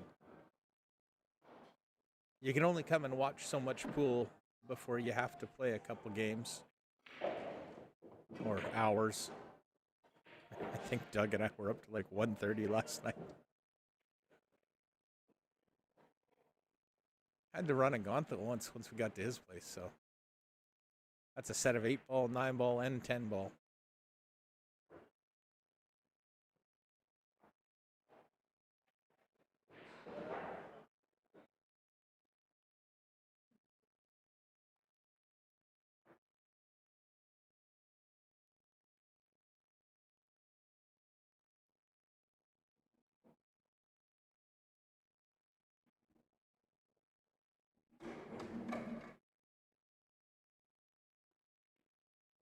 Four-ball bottom right. Bring that cue ball back out into the middle of the table for the 5. Always going to go back and forth. That's going to have a bit of angle on it. It's all right. 6-ball has a wide cone of approach that you don't mind using all of it if you have to.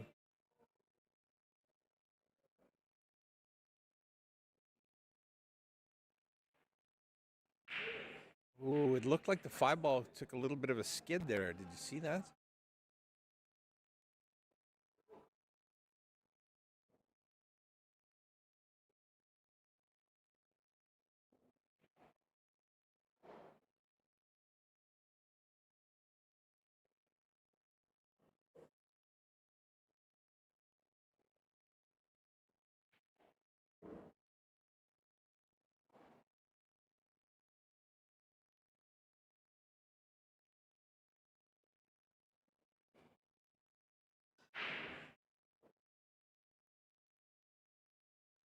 John rattling the 6.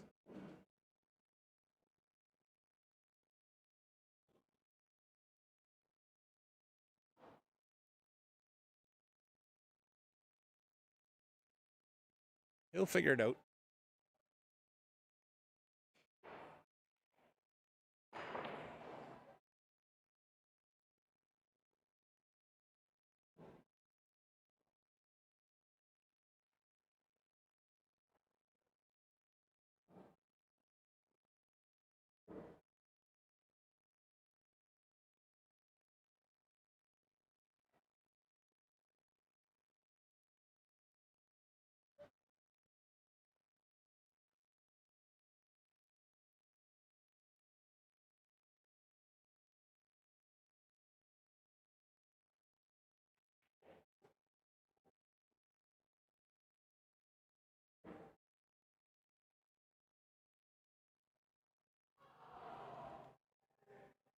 And Simon to go up 3-0.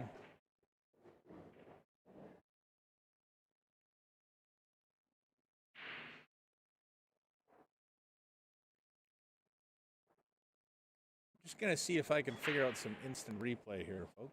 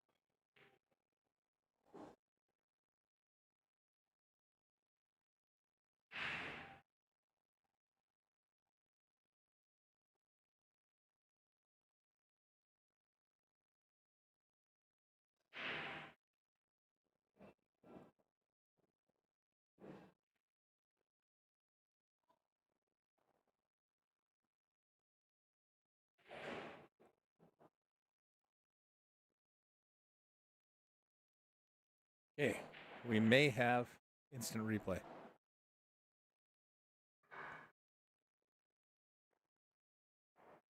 We'll try it after Simon threads that too.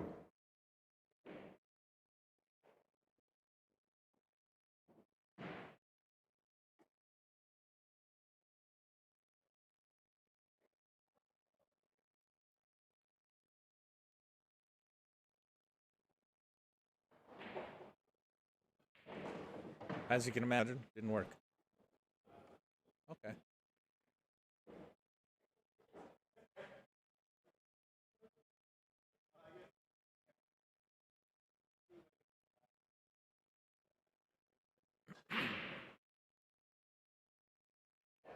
We'll see what we can do with it. I would have liked to have shown you that skid on the 5 because it has this weird... It's almost like it wants to roll in one direction, but it gets twisted as it rolls and it turns off of that line.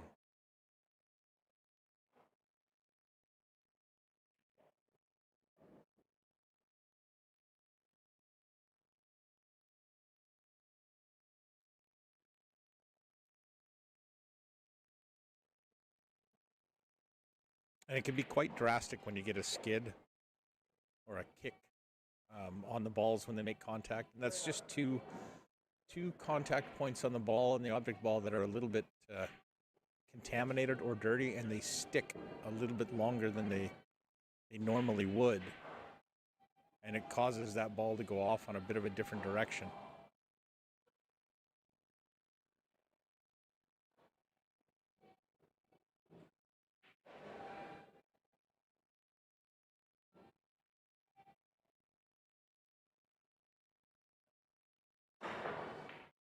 Watch that side pocket. Ooh, just off the near rail.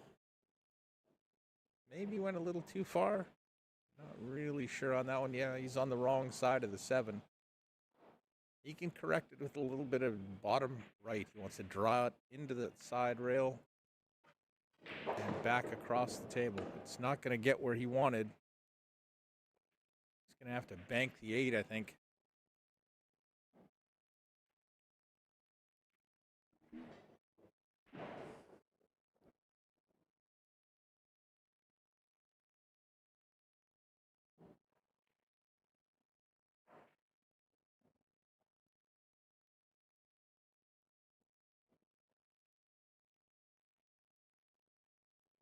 Oh, and he hangs the 8. You're up 3-0. You might as well. These can be sometimes be tricky to dig the cue ball out of the pocket like this. But John, an experienced player, has a ready 2-rail escape.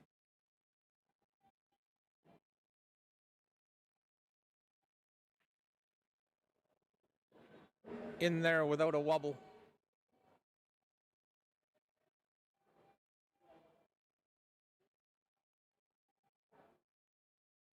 Run you through the scores. On the other side. Let me see if I can get there.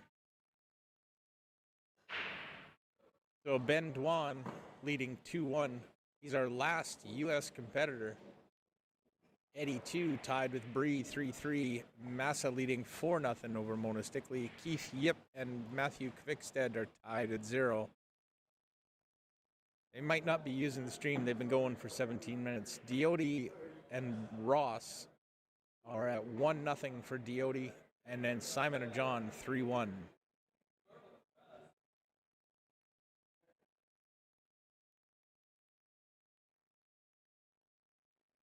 John to break. See if he pounds that 6 ball into the bottom right corner pocket as well. It wasn't as clean, but it did end up getting there. Got close enough that another ball was able to tap it in. And John with a pretty open table here. He can slide this one past the 7. Just a little bit of draw will keep that cue ball going back and forth for the 2 in the side.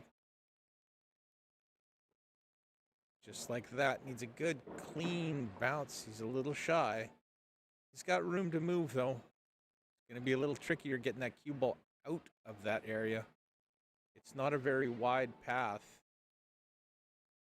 It's going to come up like that, and he has the possibility of stepping into the 9, trying to feed its way through there. It's going to be tricky. He may elect to come straight through.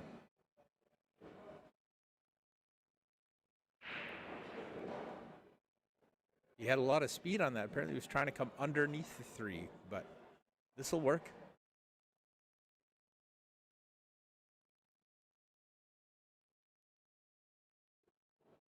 I think you've got to run the cue ball a little bit on this one too. Somewhere like that. Unless you can go straight forward and over. It looks like he's going one rail trying to come inside the 8. Inside this side of the 8. Nope. Went the other way. And decided to take a longer shot on the 4 rather than rolling around the table bar.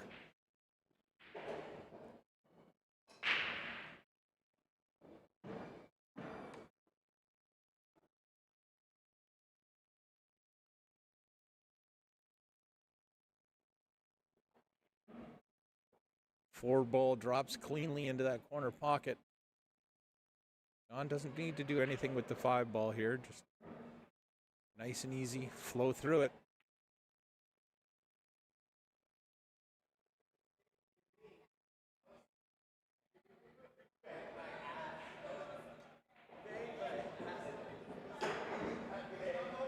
Oh, he's gone a little far with the 8 ball. Right on the 50-yard line. John working out the kinks in the elbow.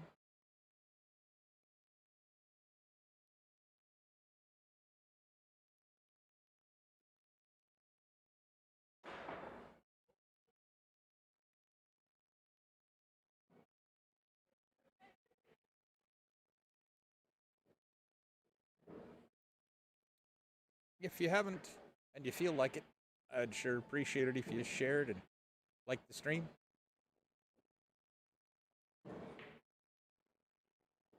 There it is. John getting on the board. So you said last night, playing the gauntlet, when one of us finally got off 0, okay, it was me. No skunk.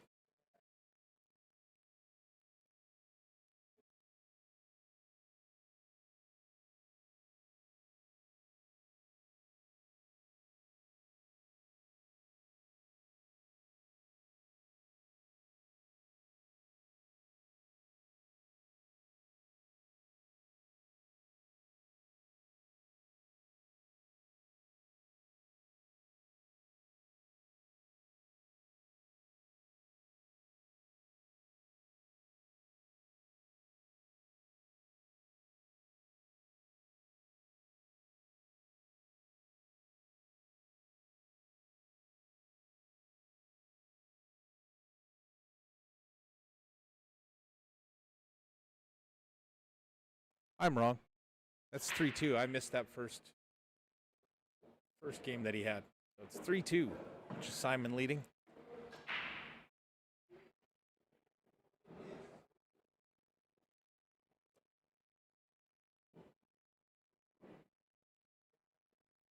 It's one of the reasons why I like EvoSports. If you don't follow them, please do. That's Justin Lee and his crew, making commentating easy for the rest of us. Install the system in your club, and you can get commentators from all over the world. Well, theoretically. I don't know if they have that many commentators, but quite a few in the Pacific Northwest. Even Del Sim from New York was commentating in the Chinese Taipei tournament last week.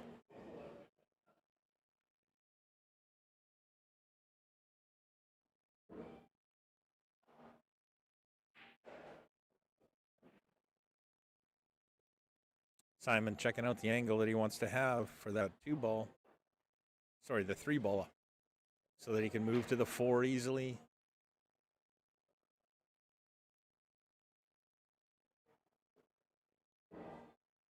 Doesn't want to be straight. tell if he's straight now. Sorry.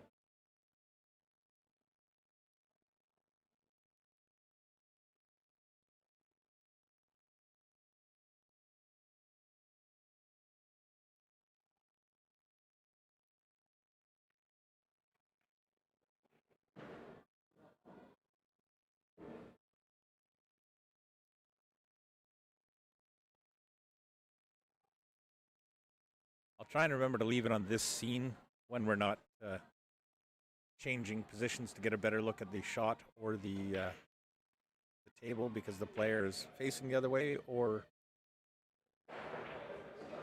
blocking the camera. Wow.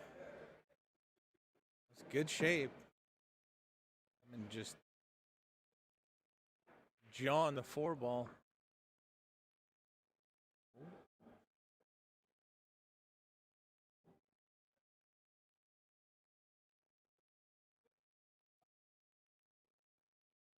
He wants a little angle here. And he has it. Might not be exactly what he wants, but he can stun this a little bit to create more angle. Oh, and he tried to cheat the pocket a bit.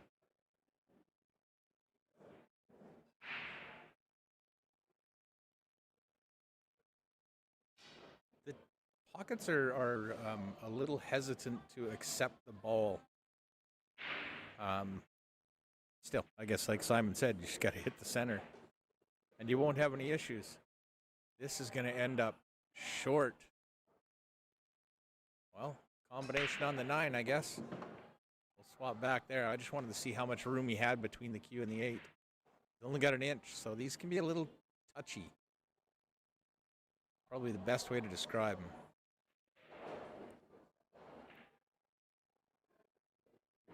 And there it is. Simon at the halfway point. John almost drawing level there, but that's what happens. 2-game swings every rack.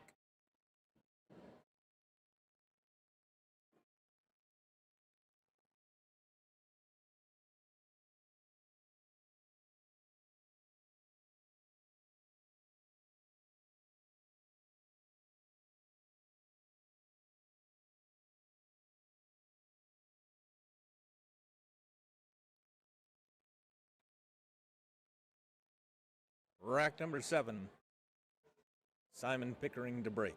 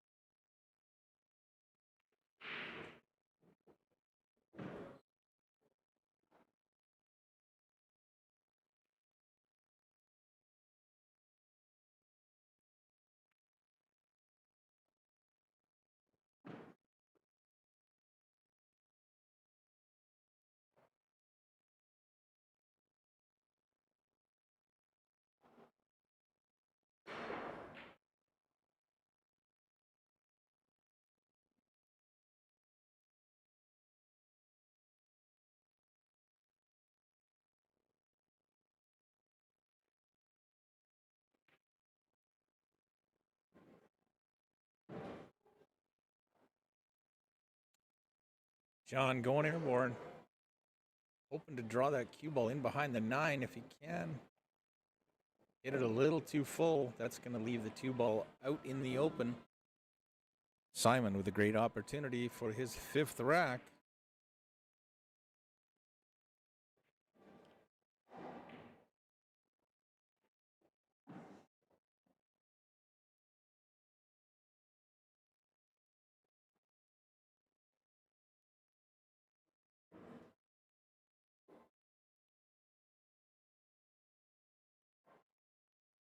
Two ball upper left, 3 ball right near it. That's going to be a simple 1 rail back out to the center.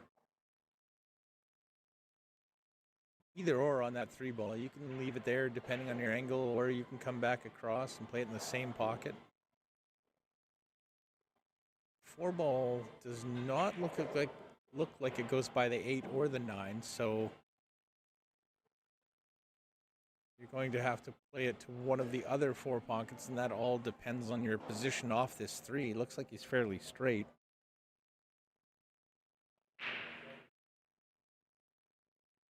Got to stop watching the stream here and start watching the match. I was just sharing it, so I was watching the stream. Fortunately, I wasn't too far behind. He still hasn't shot the 3.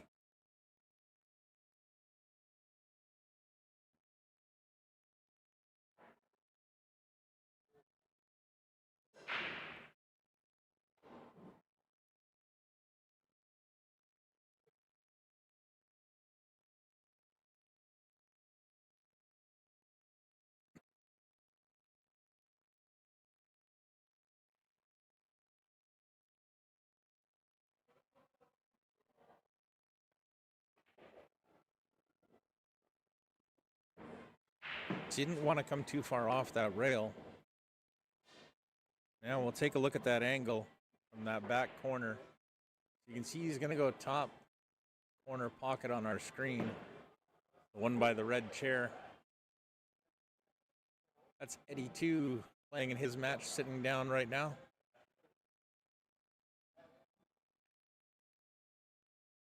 Overcuts the 4, but it's going to leave it in a tough spot for John. John may be able to cut that past the 9. Not sure. May elect to just play safe.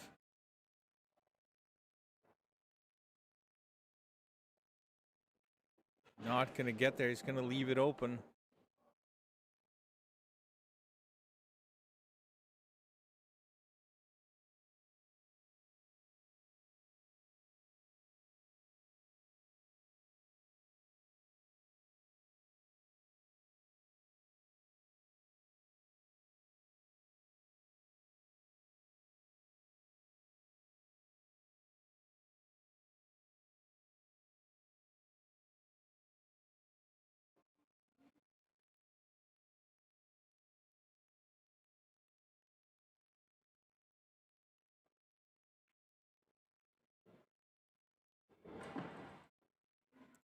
Simon rolling the cue ball smoothly down the table.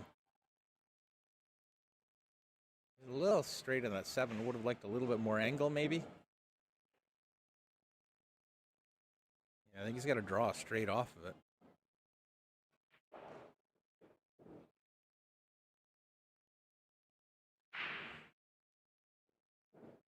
Might have a little bit of angle away from the 9 on the 8, but not much. Almost dead straight.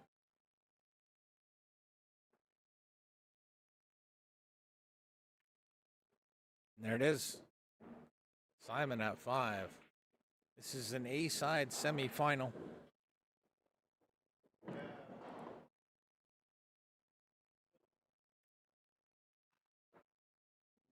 That's the B.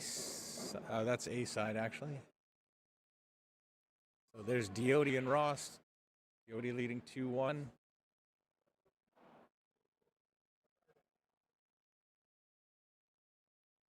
Simon and Jay. Then we slide into B-side action. Ben, Barney, Eddie, and Bree. Followed by Massa, Moni, Keith, and Matthew.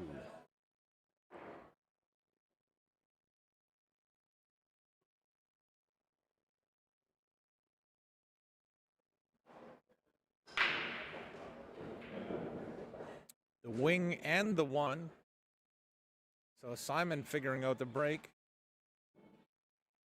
Looks like he's comfortably on the 2. The 4 ball goes by the 6. 7 ball might be the only thing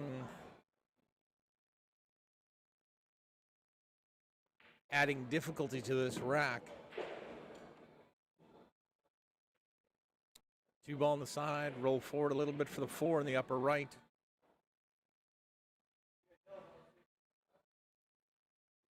It's not that it's hard, it's just that you have to move the cue ball quite a lot when you're shooting the 4 there, the 5 here, the 6 there, the 7, over there or in that corner. Like, there's just a lot of movement of the cue ball.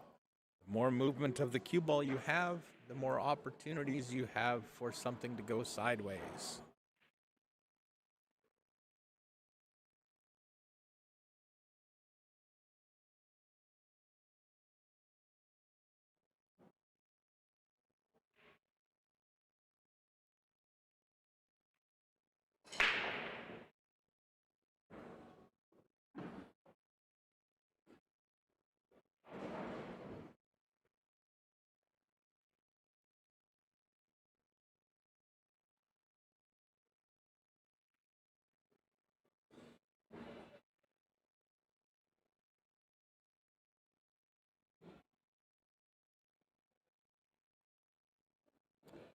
Simon straight up and down the table now.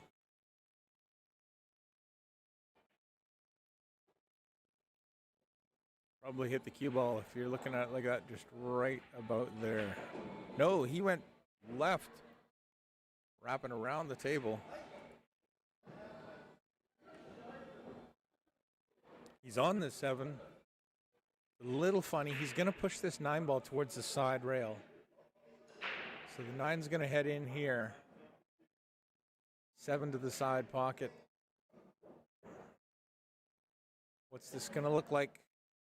It's going to look pretty nice. Pretty sweet.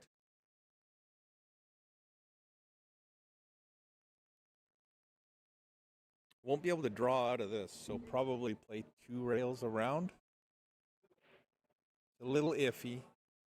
Oh, no, he's stunning through it. Elevating the cue. And just stopping it there. Play the 9 in the side. No need to get cute. Just got to get it done.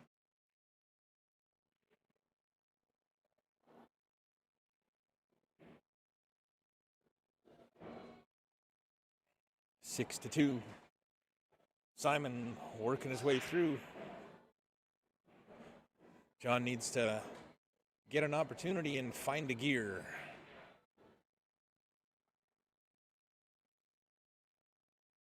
I'll be right back, folks.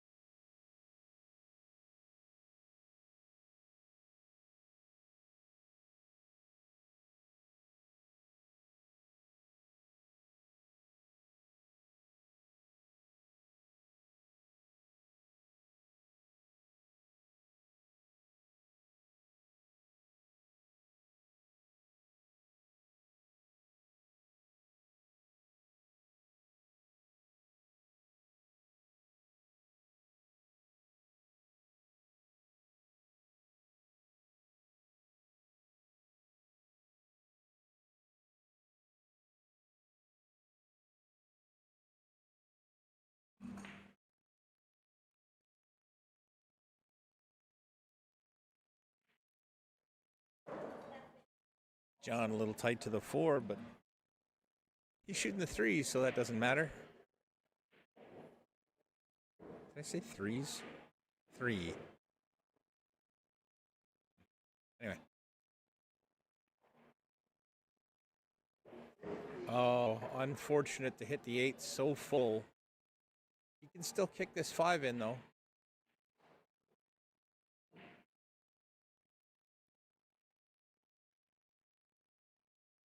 Up and down the table. The beauty part about this is you don't have to try and play position. Position's there. Right? You just need to make the 5. So focusing on a good clean hit of the cue ball. Dead center, be very intentional. Don't let your tip wander. Tough on a long bridge like that.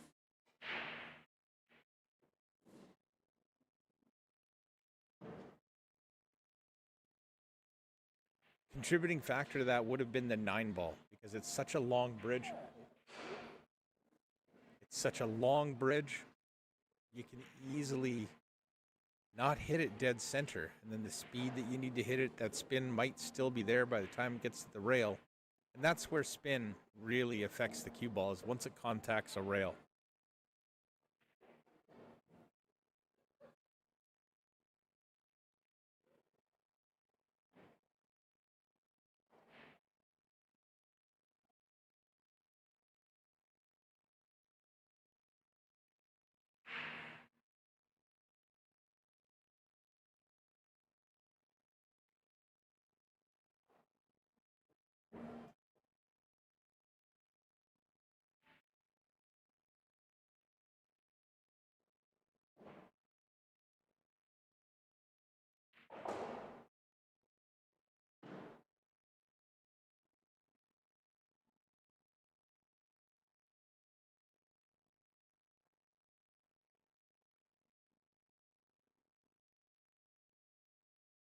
Simon, a little funny on this 7. You have to be very deliberate, cutting it into the side, but it bobbles both horns. John back to the table in an opportunity he didn't think he was going to get. Has an opportunity to claim 1 back.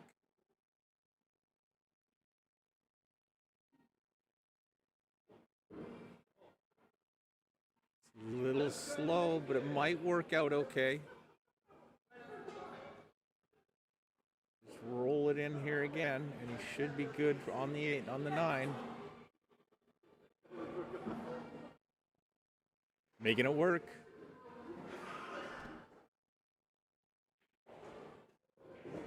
John. Getting to 3. Still trails, but the work is being done. Speaking of work being done, other tables around the room. Ben Dwan's 4-2 leads Barney Coley. Eddie 2 trails Bree Garcia 5-4. Congratulations on their little one. That may have been a while ago. I've been under a rock. Matthew Kvikstad leading 2-1 over Keith Yip. Diodi leading 3-2 over Ross.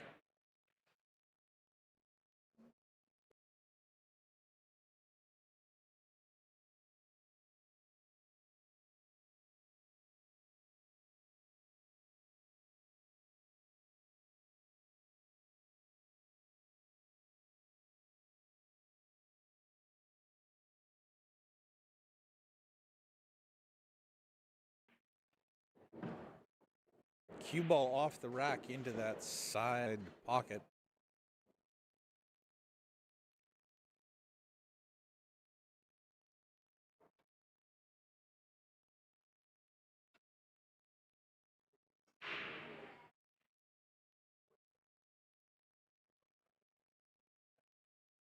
Simon with a walk around the table just to do his initial survey.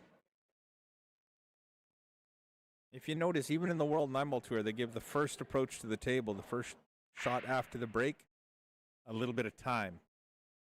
I think an extra 15 seconds. Just to evaluate the puzzle that is created after the break.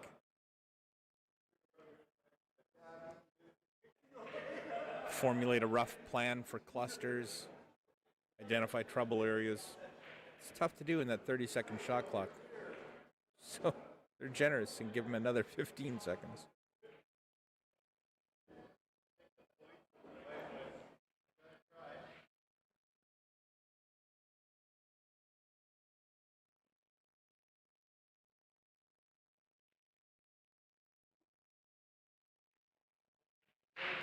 just going to draw off the 2. A couple of inches so he can see the 3. Perfectly done. Getting to the 5 ball is not a gimme. That 9 ball and the 5 ball are kind of create a narrow path. So he may elect to go up and down. Nope, 2 rails and around. The 6 ball going to be a factor? It is. It's rolled in behind the 6. Getting to that 5 ball was not a gimme. Simon bringing out the short cue. Adding the 4th dimension to this game.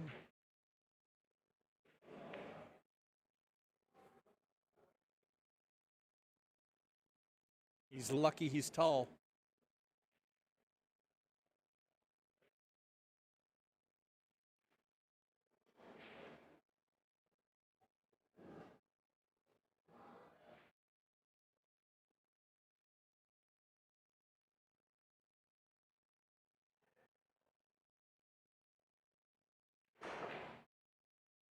Good hit. It's going to set up for John, though.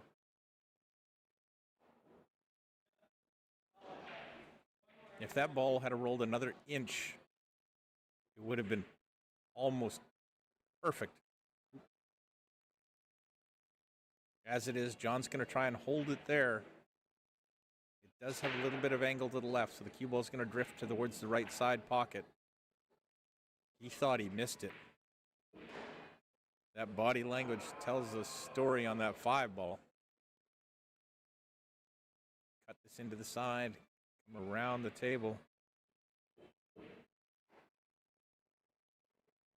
Wants it to stop soon. That'll work. That will work. Got a good look at the 3, or the 7, sorry. Overcut it. Is he going to give Simon an opportunity on it? Not a great one. It's got a little bit of angle. It's fairly steep.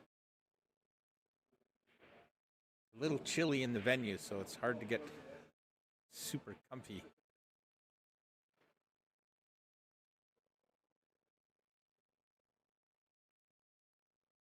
Oh. You can tell that was thin with the cue ball going across the table 4 times.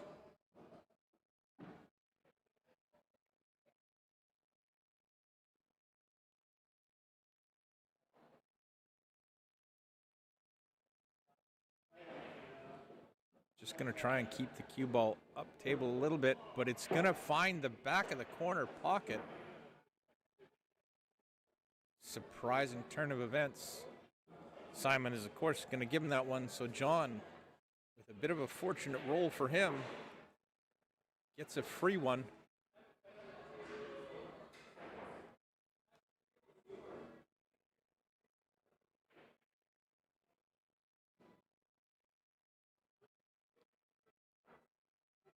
Good competitors, good guys.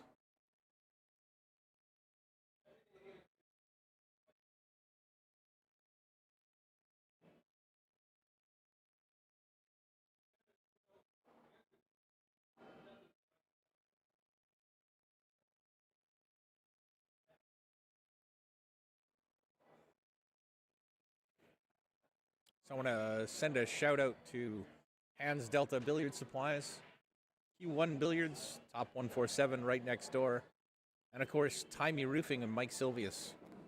And low expectations. Not just good, good enough.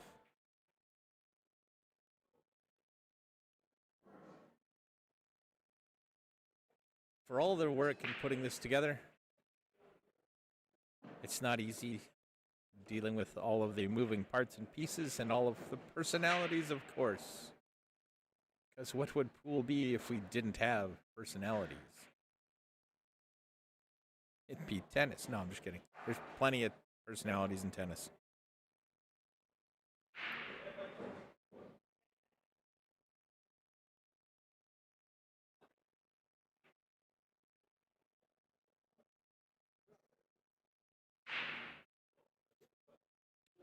Nothing down off the break.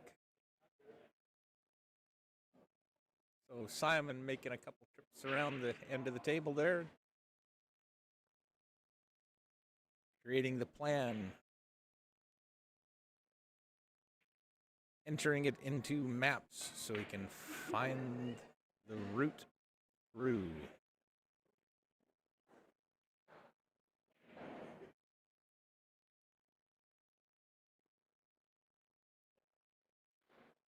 Three to the four is the trickiest part because the four has some hindrances around it.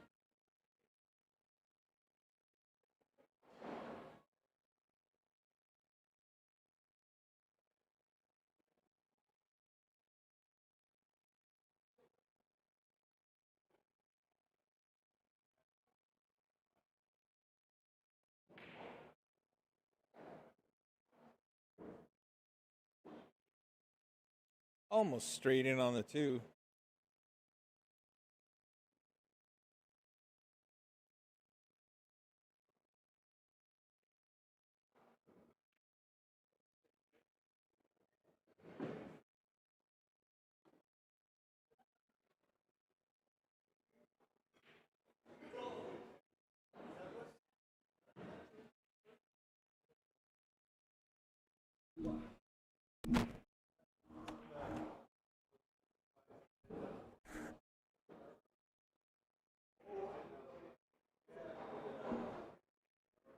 Just so you guys know, that camera picks up everything you're doing.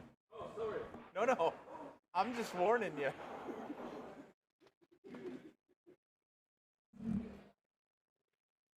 The table next door didn't realize that the other camera was picking up their antics. So they're having a good chuckle about it. I feel it's only fair to warn people that are on the internet.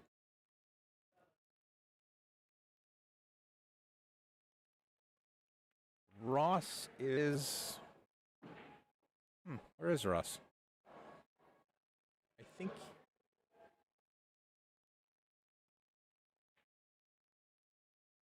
think he's on the A side, Rob. He's still on the A side, up at the top.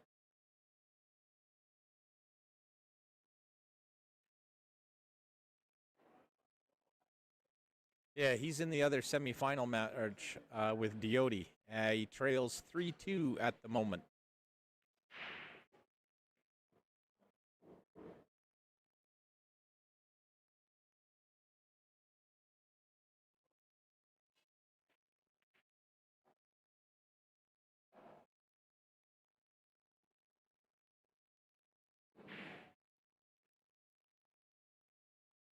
Four ball threads through the 6-7, lots of room. It's just your angle leads you almost right at the 5. You either want to shorten it up or lengthen it out. Simon attempted to lengthen it out to play the 5 in the side. But in doing so, he's missed the 4. What does John have to look at? He's got that 4 lined up. The trick there is getting past these two onto the 5. So he's going to draw off it, try and draw into the side rail and spin back. It'll be a powerful stroke. He's hoping that that does not go. Well, can he see the 5?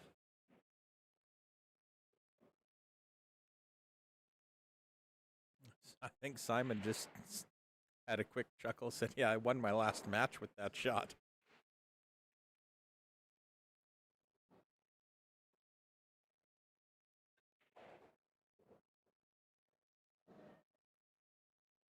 I thought he had to go airborne, but he can see it. He may be just playing safe, though, hitting the edge, knocking the 5 ball, like banking it one rail to the end rail, and get that cue ball back upstairs.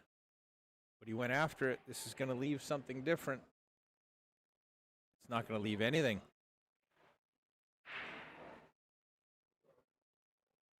Oh, well, now, hold on. That might be enough. It could also be so tight that just that tiny little bit of swerve is all that's needed, but he's not elevating his cue, so he must be able to see it.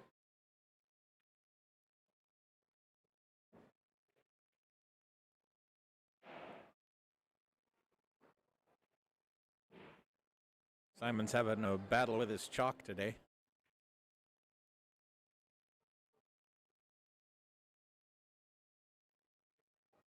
See, the way he's lining up his next shot to the 7, it tells me that he's got a little bit of angle on the 6, but not a lot. And he doesn't seem so. But he should have enough that when he comes into the 6, he can go into this rail, 2 rails, and try and lengthen it out. Wants to be careful he doesn't lengthen it out too much. He gets behind the 8.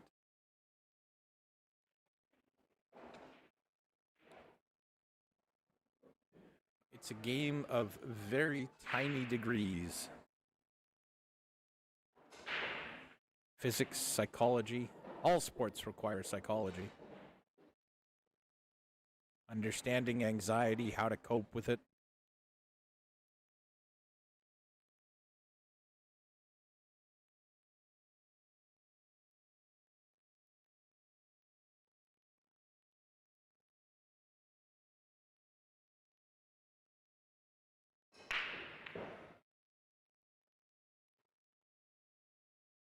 This is going to be tight on that 8. I mean, you want to be close to the object ball you're shooting, but only to a certain degree. As you see now, he has to aim a significant amount off, and it's very easy to miss these, but he wobbles it in off the horn. Off the jaw of the pocket, more like. But in it goes. And so on to the 9 ball to get on the hill, and he's missed it. And he's made it.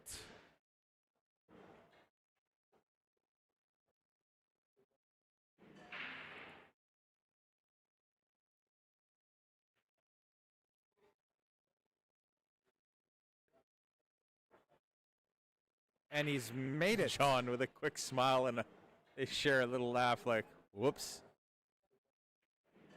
Happens sometimes. Happens sometimes.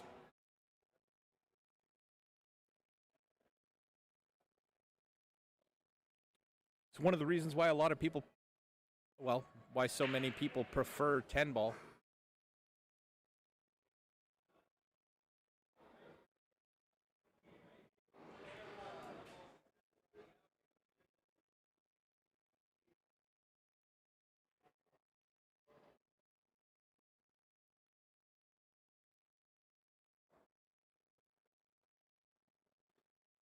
So that makes it 7-4, Simon on the hill.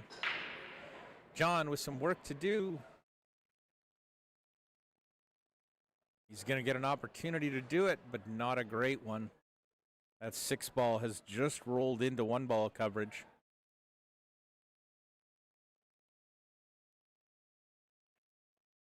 You got to hate it when the table starts playing defense against you.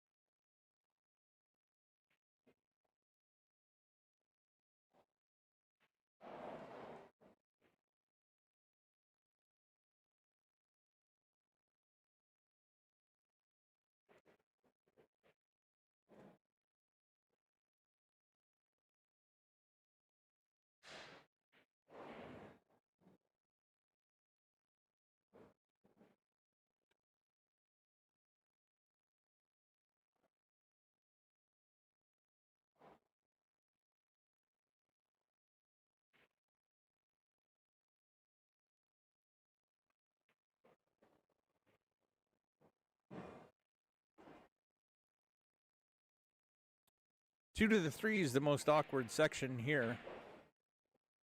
Although the 3 to the 4 isn't a picnic either. It's a positional shot in 9-ball.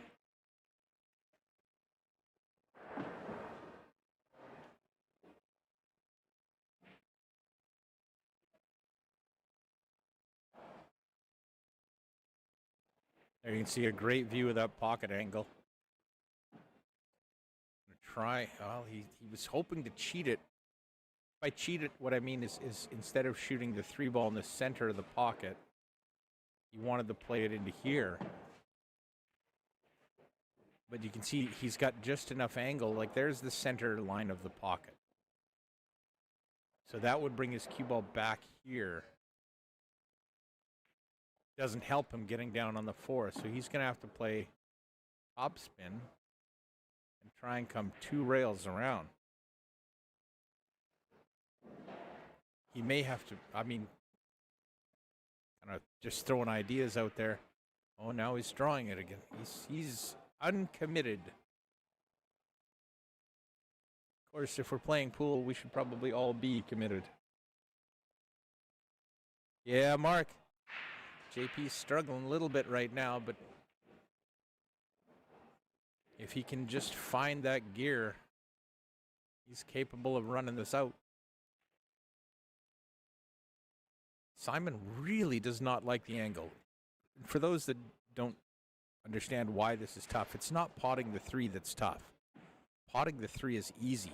It's getting down here for that 4 ball, whether in this area here somehow. And he was so straight. It's going to be tough. He's got a little bit of angle to squeeze that by the 7. 6 balls closer to the hole. That may have, well, it's not going to get in the road. Not sure if that 5 goes by the 8, but I think it does. He's played it for the side anyway. A lot of movement on the cue ball. I only bring it up because the more movement you have, the more chances for something to go wrong. But it is a fairly wide open table. So this cue ball is going to come all the way around, back into the middle. Settles into a decent position for the 6. 1 rail out for the 7.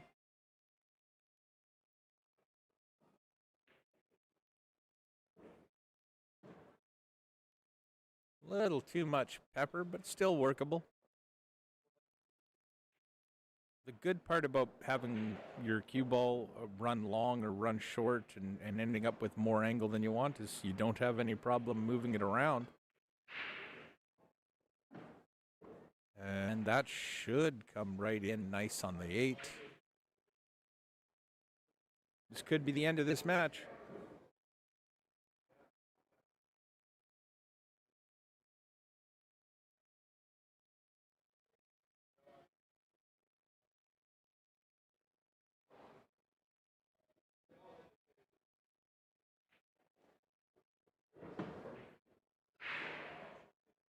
Trying to keep the cue ball as close to that 8 as he could because that was decent position for the 9.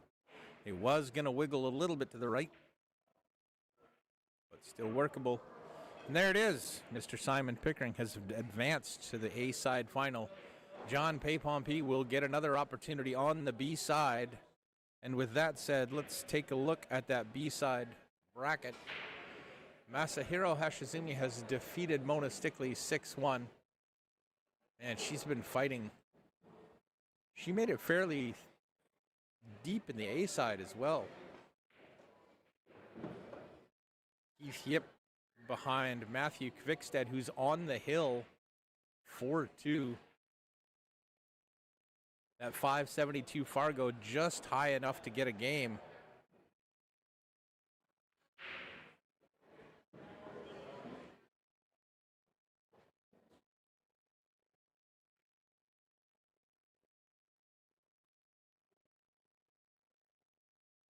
Ben Dwan and Barney Coley going to 6. Ben on the hill, our last U.S. competitor.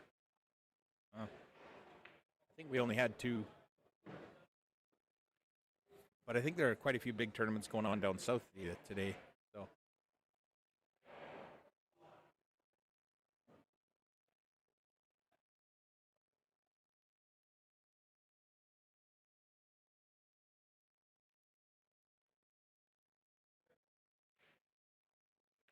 So working on it.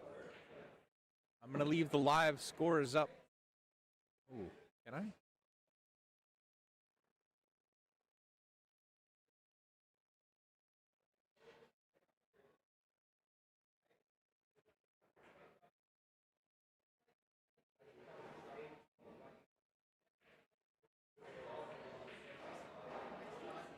going to see if I can capture it here.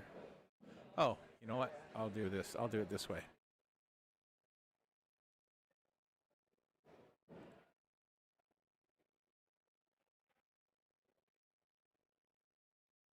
More than one way to skin a cat. Don't skin cats. That's just rude.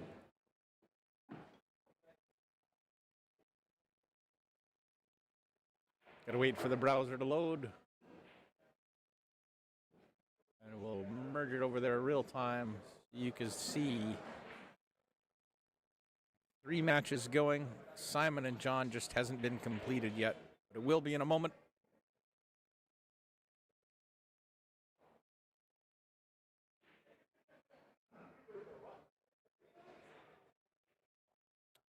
And we will be back on with another match as quickly as one of those two finish up.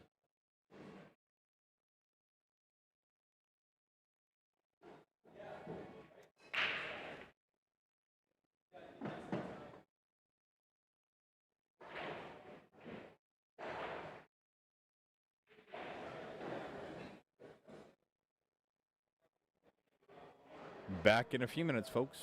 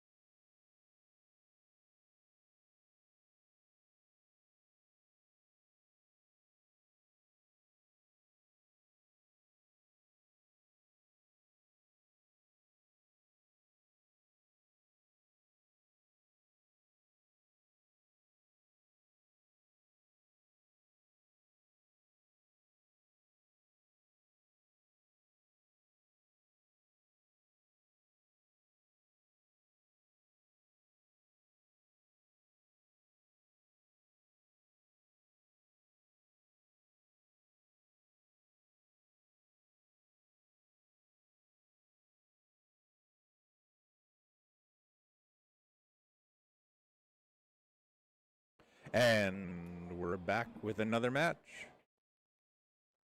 Ben Dwan versus Bree Garcia. 607 versus 627, respectively.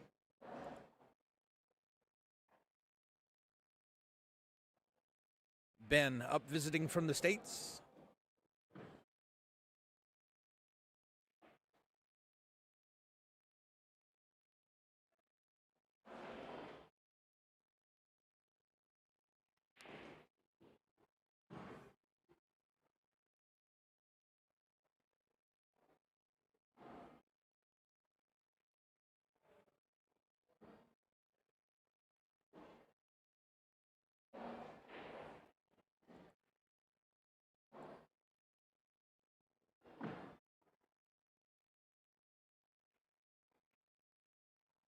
Ben just having a look at what needs to happen with that 5 ball. He's got a pretty good look at the 2 to the side. 3 ball might be a little tough. It is a little harder to run them down the rail like that. And that's going to bounce out a bit. He'll have to come across now. Try and bring that cue ball into this area for the 4.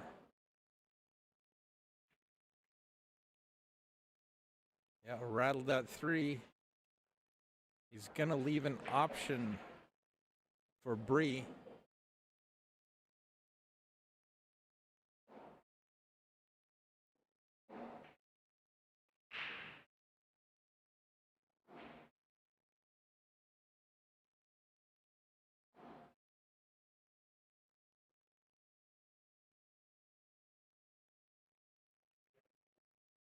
He's got to be careful he doesn't bring this corner pocket into play.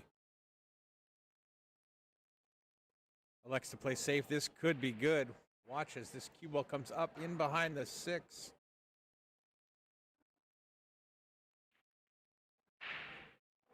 Ben still has the 1 rail, side rail kick to get at that 3.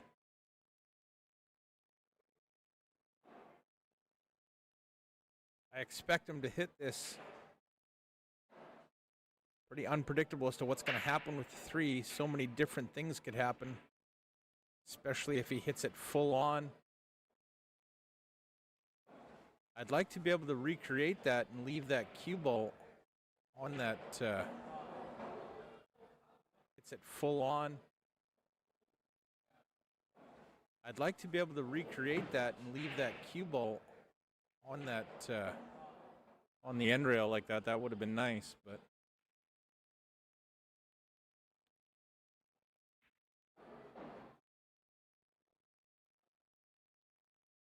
Bree trying to play another split safety.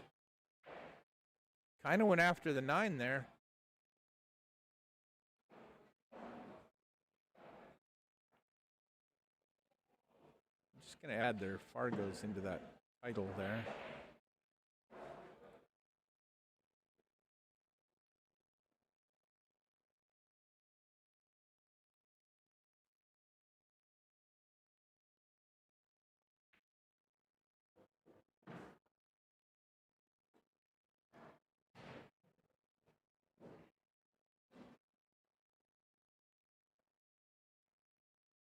There. A little bit more information for you. Not sure exactly where Ben is from. I'm assuming the local Pacific Northwest area, but may have traveled farther.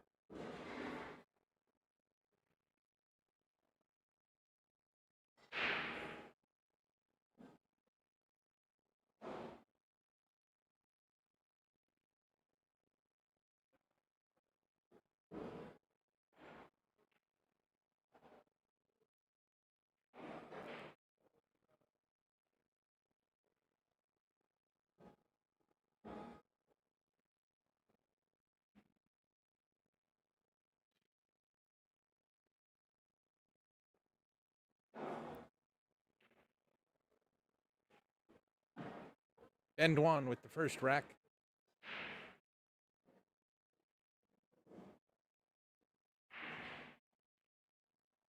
Nine on the spot, 2 on the tail.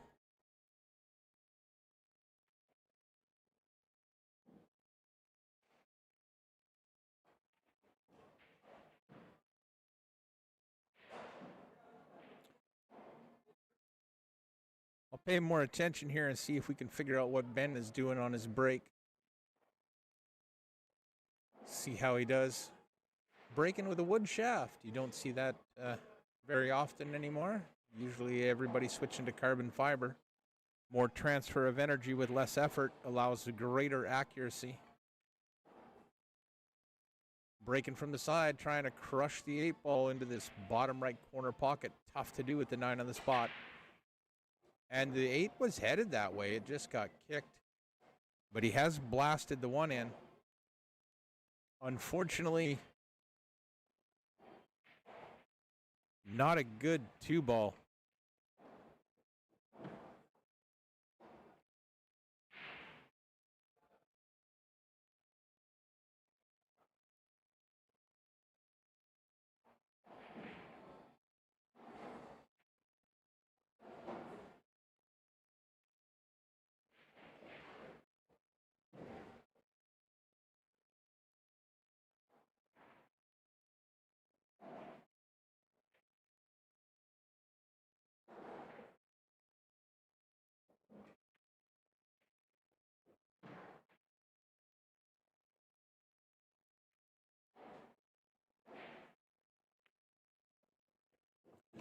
Playing a push.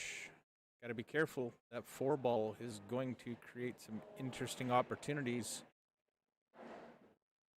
Well, we got to check this angle out.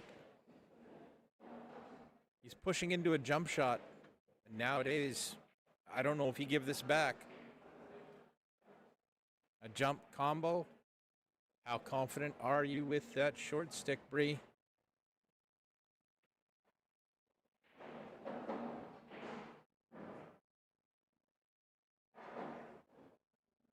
You have to be competent with it these days.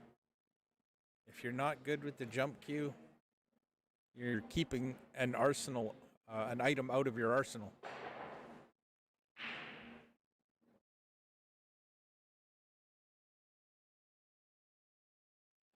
That will be a foul. Ball in hand to Ben. And an opportunity to claim another rack.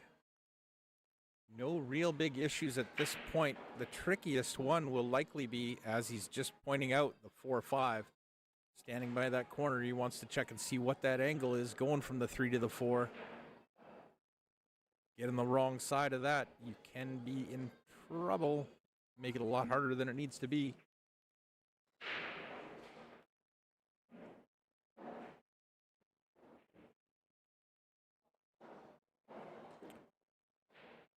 Not quite as far as he would like, but he can still make this work.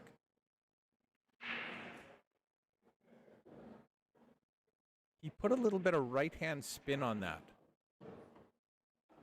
And in doing so, he's gone down table farther.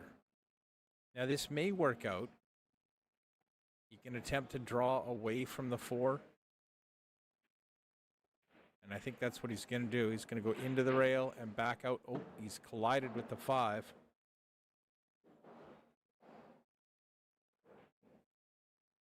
That was the part of the game that was going to be that was the part of the rack that was going to be the trickiest.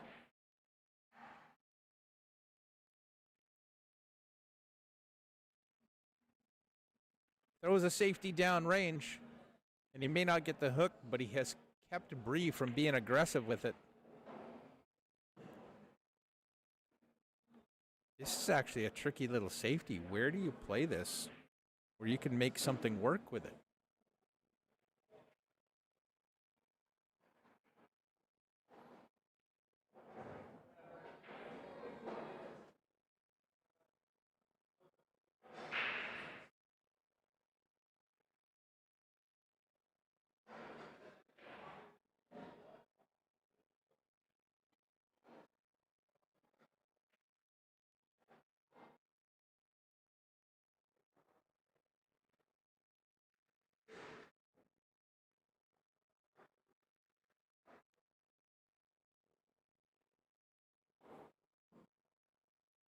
Elects to go with the safety.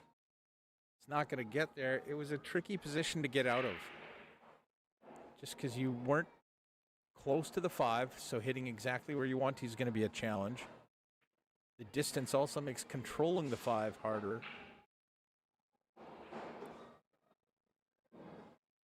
Now cutting it in, coming 2 rails, maybe 3 for the 6. Oh, but he's come up short of the 5 unless he's made it anyway. That's going to go in. There's been a few of those today. 9-ball does have that luck factor in it.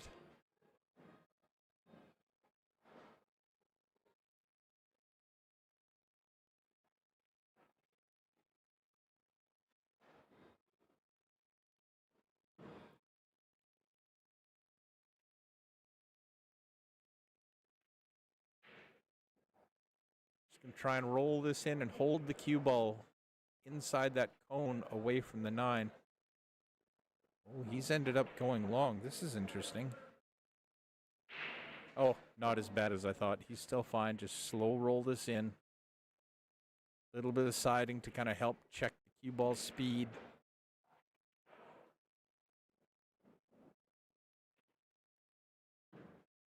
Now, if you look, he's going to hit the cue ball just about dead center and stun it across 2 rails. Needs a little bounce. Just doesn't want to be on the rail. He would have preferred a little bit bigger. That's still workable.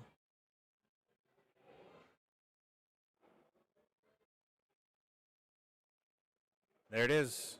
Ben Dwan taking a 2-0 lead over Bree Garcia.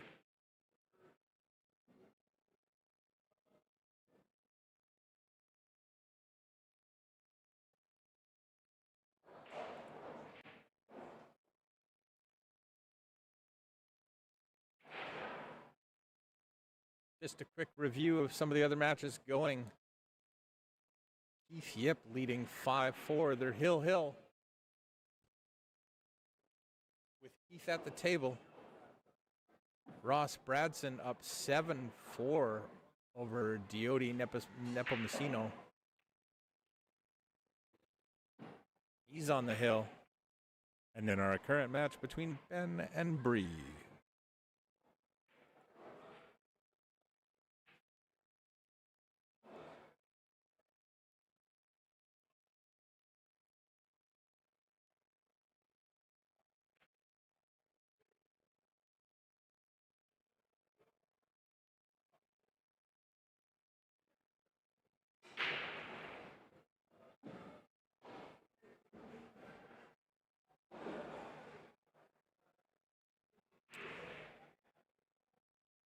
Good break from Ben.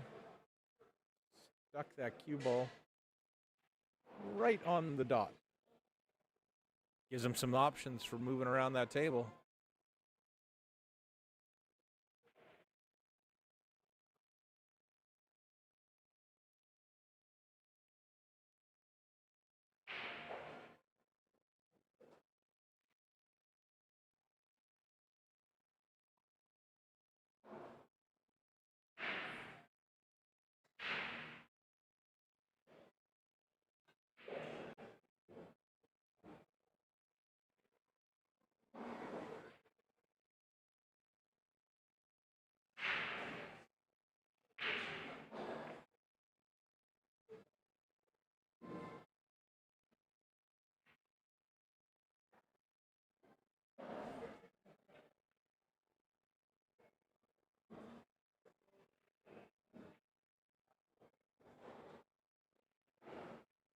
I was just taking a quick look at the matches played, trying to see if we can see how much more we have to go.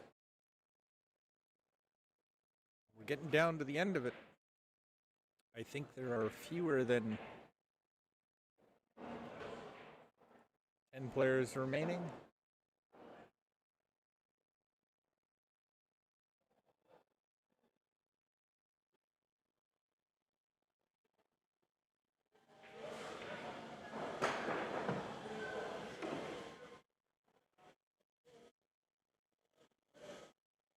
Yeah, 8 players left.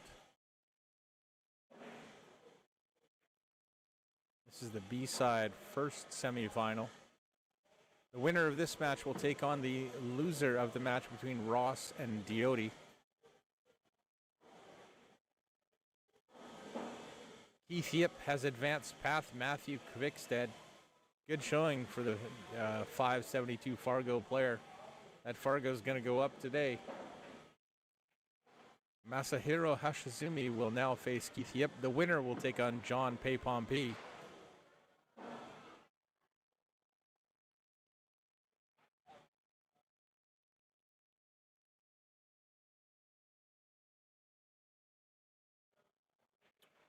A lot of work to be done, though.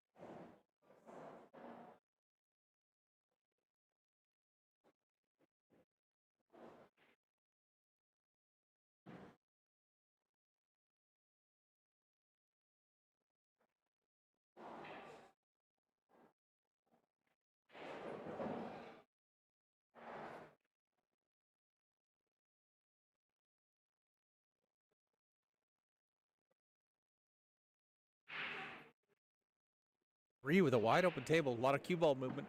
Can always be a factor, but got a good opportunity here. Needs to keep the cue ball clean. Pot this 3, keep the cue ball clean. Watch that side pocket. Ouch. That will likely hand this rack over to Ben. Still 5 balls, more than half the rack left, so anything can happen.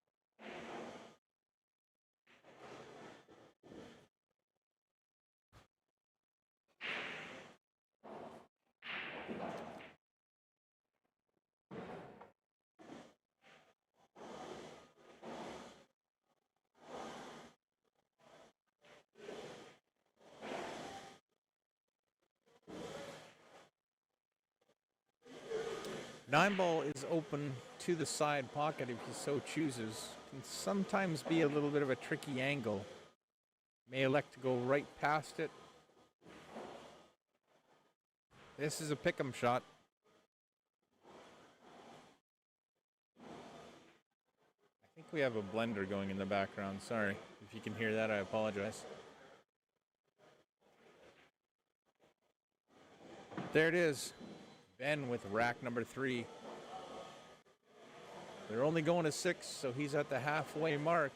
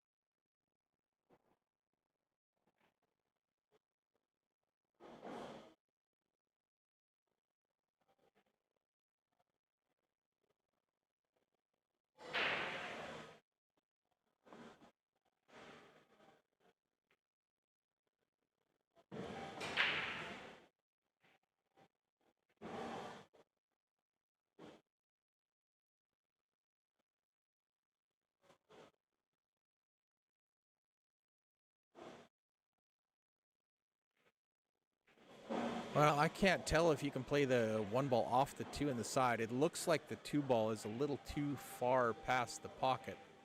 He may elect to bank the 1 and just try and play safe. Get that cue ball back down table. No, he played aggressively. He went for it. But he's up 3-0 halfway to the goal. His opponent seems to be struggling just a little bit.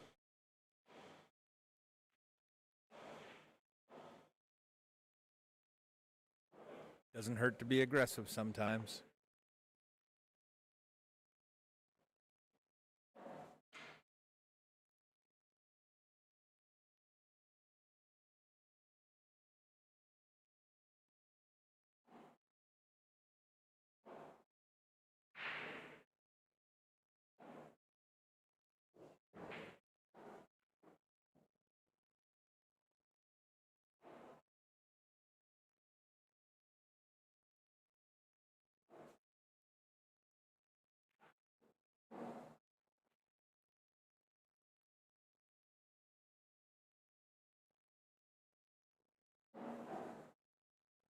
Just having a network issue here.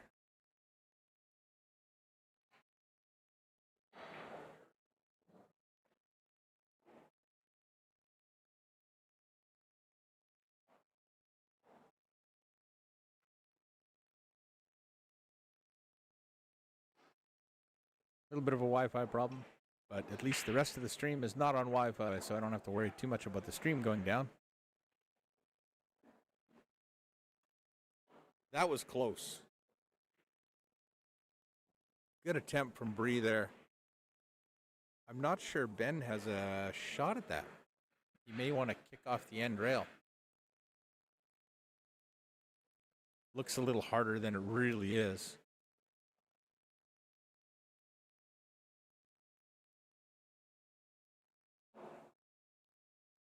He's going to bank it. Try and make the 5. And he has. Might not like the end result, but he could have a bank side here. It's better than having that roll all the way to the 6 and be hooked to the 7-9.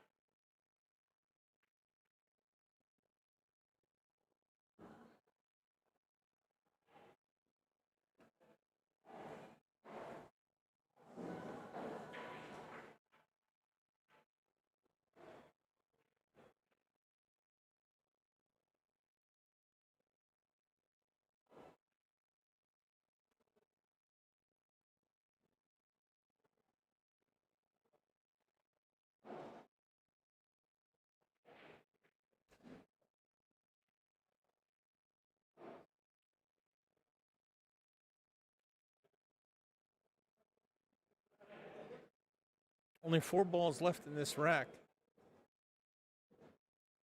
6 to the corner. It looks like he's going to come around the 9 and play the 7 in the same pocket.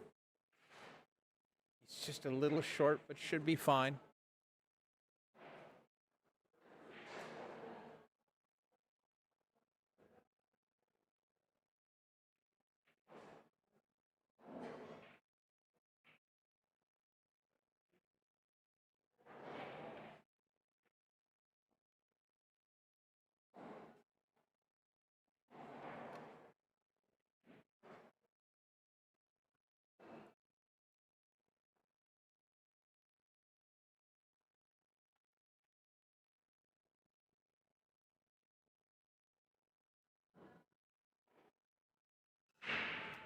Roll forward 1, maybe 2 rails at the 8. That'll work. Good, solid shot. Oop.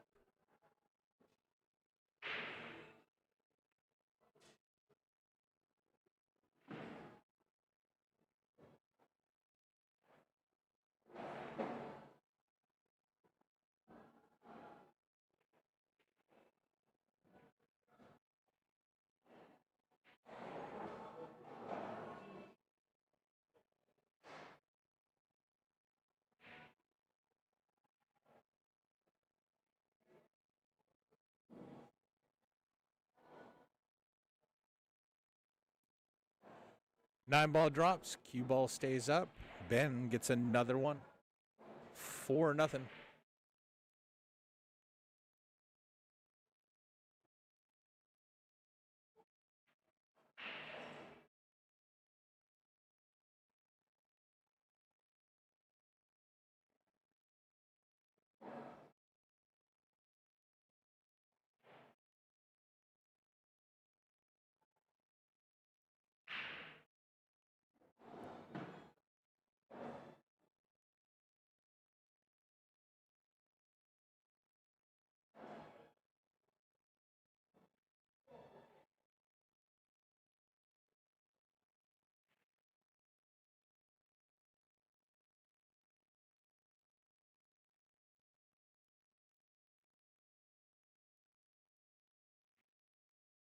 Rack number 5 to get on the hill. I don't believe we've had a golden break yet.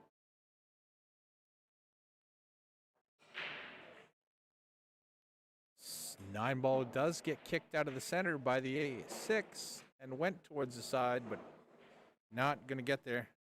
1 second, folks.